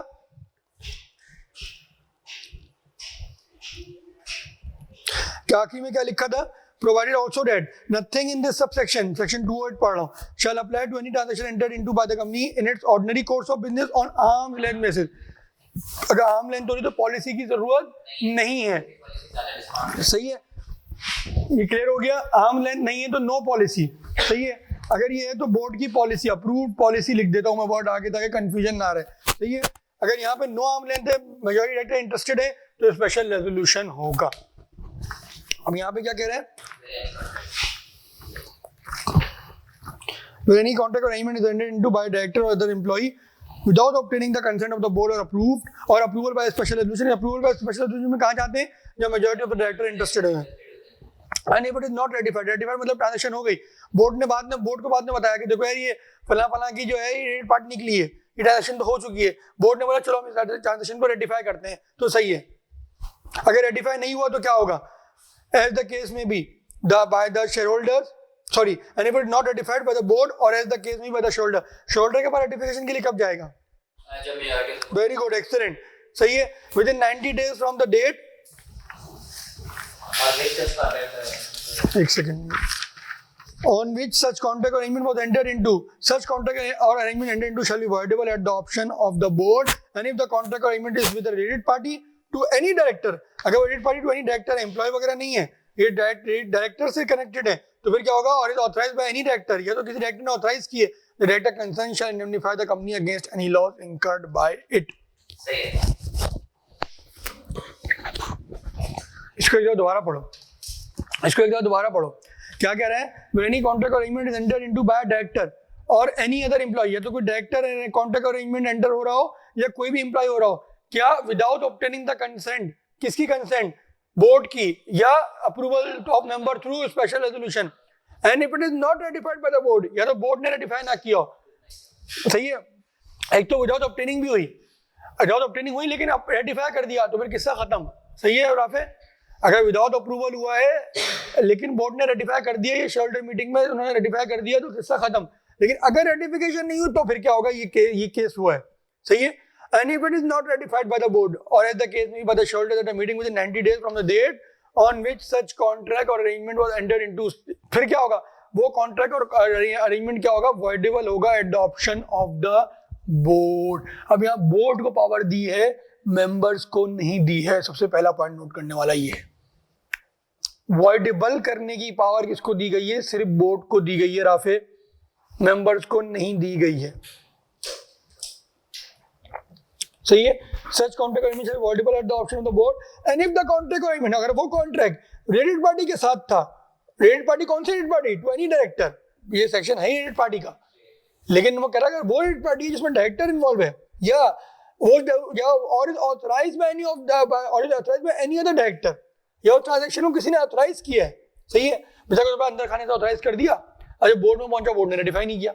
सही है? या बोर्ड को बताया ही नहीं और रेटिफिकेशन के लिए क्या, रेटिफिकेशन के लिए मना कर दिया, या मेंबर्स को नहीं बताया और रेटिफिकेशन के लिए गए, रेटिफिकेशन भी मेंबर्स ने मना कर दी, तो फिर क्या होगा, director concerned shall indemnify the company against any loss incurred by it. को डायरेक्टर कंसर्न है, वो उसको इनकर्ड जो है लॉस कोई भी इस ट्रांजैक्शन से रिलेटेड हो रहा है तो वो उसको इंडेमनिफाई करेगा।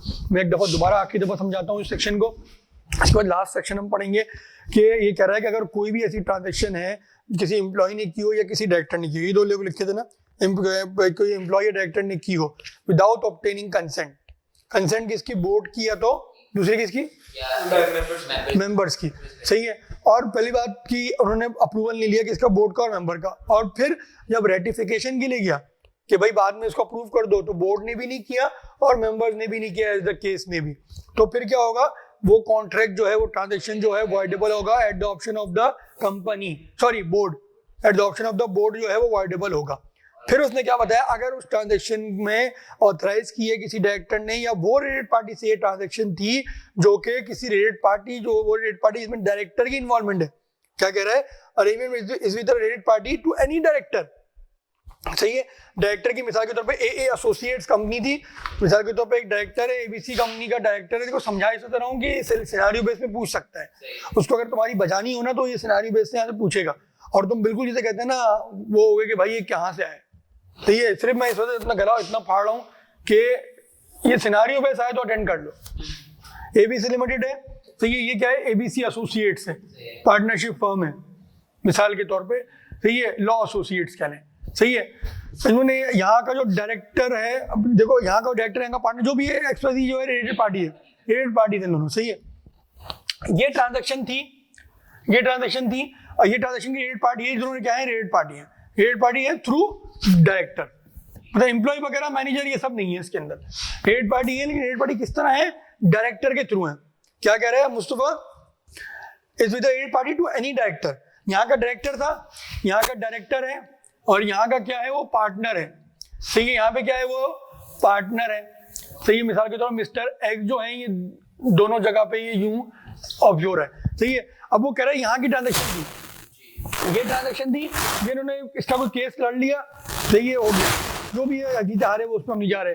ये ट्रांजैक्शन जो है बोर्ड को नहीं बताई गई या मेंबर्स को नहीं बताई गई, जब बोर्ड के पास पहुंची, जब मेंबर्स के पास पहुंची, मेंबर ने इसको रेटिफाई नहीं किया, वॉइडेबल है, किसके पार्ट कौन करेगा, इस कंपनी का बोर्ड करेगा इसको वॉइडेबल। सही है? अब चूंकि वो ये ट्रांजैक्शन एक बोर्ड पार्टी के जिसमें डायरेक्टर की इन्वॉल्वमेंट है, डायरेक्टर है इसमें, पार्टी डायरेक्टर के थ्रू हो रहा है, तो ये जो डायरेक्टर है ये कंपनसेट करेगा इस कंपनी को, कोई भी लॉस हुआ। मिसाल के तौर पे 10 लाख का केस का उन्होंने 20 लाख ले लिए, तो ये 20 लाख जो 10 लाख ऊपर जो उनके जाया हुए हैं, ये 10 लाख रुपए ये डायरेक्टर देगा। सही है? और क्या कह रहा है, और authorised by any other director, कह रहा है अब ये केस नहीं है, यहाँ डायरेक्टर, यहाँ पार्टनर वार्टनर नहीं है, किसी एक डायरेक्टर ने यहाँ पे ट्रांजैक्शन को उनके साथ ऑथराइज कर दिया। सही है? रेड पार्टी थी, ये बोर्ड तक नहीं गई, ना ही मेंबर तक गई, लेकिन अंदर से किसी डायरेक्टर ने इस ट्रांजैक्शन को ऑथराइज कर दिया, तो वो डायरेक्टर भी उसी तरह रिस्पॉन्सिबल होगा। क्या ये बात समझ में आती है राफे?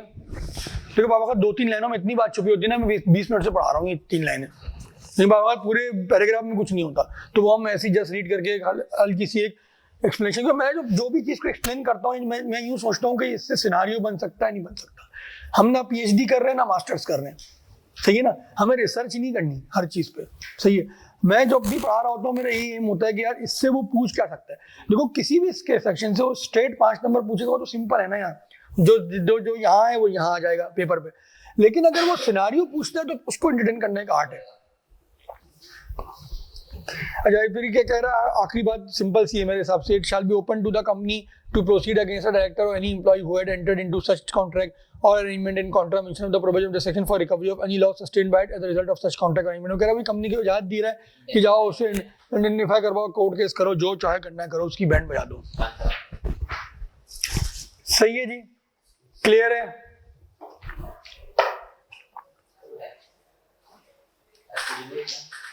चलिए थैंक यू वेरी मच, अल्लाह हाफिज़। इंशाल्लाह कल हम मीटिंग से पास ओवर करेंगे, लेकिन वाइंडिंग अप के नोट जरूर लेके आना, हो सकता है वाइंडिंग अप भी स्टार्ट हो जाए, लेकिन मीटिंग के पास ओवर आपने जरूर करने। देखो पास पेपर जरूर करो, मैं तुम लोगों को बता रहा हूँ कि पास पेपर सब बच्चों के लिए मेरा एक छोटा सा पैगाम कि पास पेपर जरूर करो। पास पेपर से गलतियाँ जब तक नहीं पकड़ूंगा मुझे नहीं पता चलेगा कि तुम किस तरह लिख रहे हो। लिखना आता भी है, नहीं लिखना आता, अच्छी किताब शेयर कर लो, फायदा नहीं है। स्टडीडेक्स इसमें उन्होंने VVIP बनाई हुई है किताब यार, वो ये तो नोट्स है ना यार, ये तो एग्जाम फोकस्ड होता है, उन्होंने तो आपको समझने के लिए बनाई, VVIP बनाई हुई उन्होंने, सही है। एग्जाम्पल्स वगैरह उन्होंने पास्ट पेपर वगैरह सब डाले हैं उसके अंदर। लेकिन क्या अगर आपको लिखना नहीं आता तो बेकार है, आपका लिखा हुआ वहाँ पे जाएगा, आपकी जो है और कोई चीज़ वहाँ पे नहीं जाएगी, तस्वीर नाम कुछ नहीं जाता, सही है। जितना अच्छा लिखा हुआ होगा उतना, देखो ये जो है ना अच्छी अंडरस्टैंडिंग के साथ अगर आप लिख भी लें तो आपकी अश्योरेंस हो जाती है ऑन पासिंग द एग्जामिनेशन। लेकिन अगर आप लिखना, देखो बात होता है सवाल बड़ा 6 नंबर का आसान सा होता है, लेकिन उसको किस फ्लो में लिखना ये भी एक आर्ट होता है। बाबा सवाल मिसाल के तौर पे वो कह रहा है कि भाई ये स्पेशल बताओ, कंपनी का नाम चेंज हो रहा है, पूरी इसने कहानी सुना दी, बताओ क्या। आपको एक फ्लो बनाना है उसका। सबसे पहले स्पेशल रेजोल्यूशन होगा, जिससे मैं सवाल जवाब कराते हुए बताता भी हूँ। स्पेशल रेजोल्यूशन पे notice in order to carry out date meeting, सही है। उसके बाद आप वो सारी चीजें बताएंगे कि वो रेजोल्यूशन पास हो गया तो रजिस्ट्रार को देंगे, फिर आपको नाम को 90 दिन के अंदर 90 दिन तक उसको शो करेंगे, सही है। फिर कोई ऑल्टर्ड कॉपी मेमोरेंडम की वो मेंबर्स को देंगे। क्या एक फ्लो चल रहा है बाबा का। सवाल का जवाब आपको आता है लेकिन आप उसको डिलीवर नहीं कर पाते, ये एक सीरियस कंडीशन है, ये डेंजरस सिचुएशन है। हमेशा याद रखो, मैं बार बार एक बात रिपीट करता हूँ, राफी तुम्हारे लिए भी है, मोबाइल अंदर रख दो, के देखो आती हुई चीज एग्जाम में गलत करोगे तो पास नहीं होगे। आती हुई चीज गलत, बार बार बता रहा हूं मैं इसी वजह से कि आप लोग इसकी इंपॉर्टेंस को समझें। आती हुई चीज क्या होती है? आसान सवाल। आसान सवाल ये वो सवाल जो आप पढ़ के गए, भले तो सकता है इसके लिए मुश्किल हो, आपके लिए आसान हो, कोई सवाल हो सकता है आपके लिए मुश्किल हो, उसके लिए आसान हो, तो वो इसके लिए आता हुआ बन जाता है, आपके लिए वो चीज आती हुई बन जाती है। तो वो जो आती हुई चीज अगर आप गलत करेंगे तो फिर पास होना मुश्किल है। आती हुई चीज देखो, वो दिन राफे शायद क्लास में ना, मैं राफे को एक चीज समझा रहा था कि देखो जो पेपर जो पास करते हैं ना, आपका पेपर कितने नंबर का? 100 नंबर का, सही है। 100 का ब्रेकअप क्या होता है? एक तो ये तो हो गया डिफिकल्ट, मोस्ट डिफिकल्ट कर दें, MD कर दें इसको मोस्ट डिफिकल्ट। ये 20 नंबर ये पूरे पाकिस्तान के लिए मुश्किल होते हैं, ये पूरे पाकिस्तान के लिए मुश्किल है, सही है। 50 नंबर जो होते हैं ना, इसमें से इजी होते हैं। ये जो होते हैं मीडियोकर होते हैं, ये बच्चे की तैयारी पे भी डिपेंड करते हैं, बच्चे की तैयारी और अंडरस्टैंडिंग पे डिपेंड करते हैं, सही है, कि कितनी अच्छी understanding of the subject matter है। आप यकीन जानिए जो आप पास होते हैं ना, इस 50 में से होते हैं। ये जितना दिल से करेंगे आप, जितना अच्छा, क्योंकि इसमें आपके मार्क्स ही मार्क्स हैं यार। आप इसमें पता है कितने लेते हो? आप इसमें लेते हो 40, 35 से 40 आप इसमें लेते हो, सही है। यहां से तो आपने कुछ नहीं उठाना, 2 नंबर 3 नंबर सारा नहीं उठेंगे आप। इरेलेवेंट नंबर के इरेलेवेंट लिख के होगा, नंबर नहीं देगा। यहां से आप कितने उठा? 7 उठा लिए, 5 उठा, ये कितना 20 का है ना, ये 30 का है, 10 उठा लिए, 15 उठा लिए, ये आप पास होता। आप जो मोर देन 75 बच्चा जो पास होता है ना, परसेंट बच्चा, वो 51 से 60 के दरमियान पास होता है। मोर देन 75% बच्चा यही पास होता है। बहुत बहुत कम बच्चे होते हैं जो इसको क्रॉस करते हैं, और उसमें से भी उस 75 में से भी 75% जो है ना, वो यहां पास होता है 50 से लेके 55 तक। यही होता है। और वो ये जो आपके आ रहे होते हैं ना 50, 54, 55, 56, वो आपको यही नंबर दिला रहे होते हैं। यहां आपने गड़बड़ करी तो यहां से कुछ नहीं मिलना, यहां से तो कुछ ही नहीं मिलना, यहां से थोड़ा बहुत मिलना, 10-15 मिल जाने 30 में से। मेन आपको ये एरिया पास कराएगा। ये एरिया जो है, ये एरिया कब आपका स्ट्रांग होगा? जब आप आती हुई चीज को एग्जीक्यूट करना सीखेंगे। एग्जीक्यूट करना सीखिए आती हुई चीज को। फ्लो, सवाल में एक फ्लो आना चाहिए। पढ़े तो बंदा लगे कि हाँ यार ये स्टेप्स हैं, अगर तुमने लिखा स्पेशल रेजोल्यूशन, दूसरे पार्ट में लिखो 90 डेज तक उसको करके लगाएं, ये नंबर नहीं देगा वो। या आपको एक चीज, ये बहुत इंपॉर्टेंट चीज है, ये आपने सीखना है कि आप लोग पास पेपर कर नहीं रहे तो ये चीज मुझे पता नहीं चल रही। सही है, वो तो मैं 2-4 करवा लेता हूँ, चलो यार इसको करो यार। वो आप जब आप प्रॉपर ये घर पे बैठ के करोगे तो आप प्रॉपर टाइम दोगे। हाँ मैं 10 मिनट 5 मिनट दे रहा हूँ, उसमें थोड़ी आपको मैं एक्सपेक्ट भी नहीं करूंगा कि आप 100% एक्यूरेसी लाएं, आपने 100% दे और आप भी अपना 100% नहीं दे पाएंगे। तो प्लीज एक मीटिंग की अच्छी अपॉर्चुनिटी है, इसको पास पेपर करें। क्योंकि वाइंडिंग अप के तो कोई पास पेपर नहीं है, सही है, और जो है उसके भी कोई पास पेपर नहीं है, अकाउंट्स की भी कोई इतनी मुश्किल पास पेपर नहीं है। तो मीटिंग्स होगा इससे पीछे भी जाएं। इनकॉर्प देखो 2-3 चैप्टर के पास पेपर बहुत अच्छे हैं आप लोगों को प्रैक्टिस करने के लिए। Number 1 incorporation,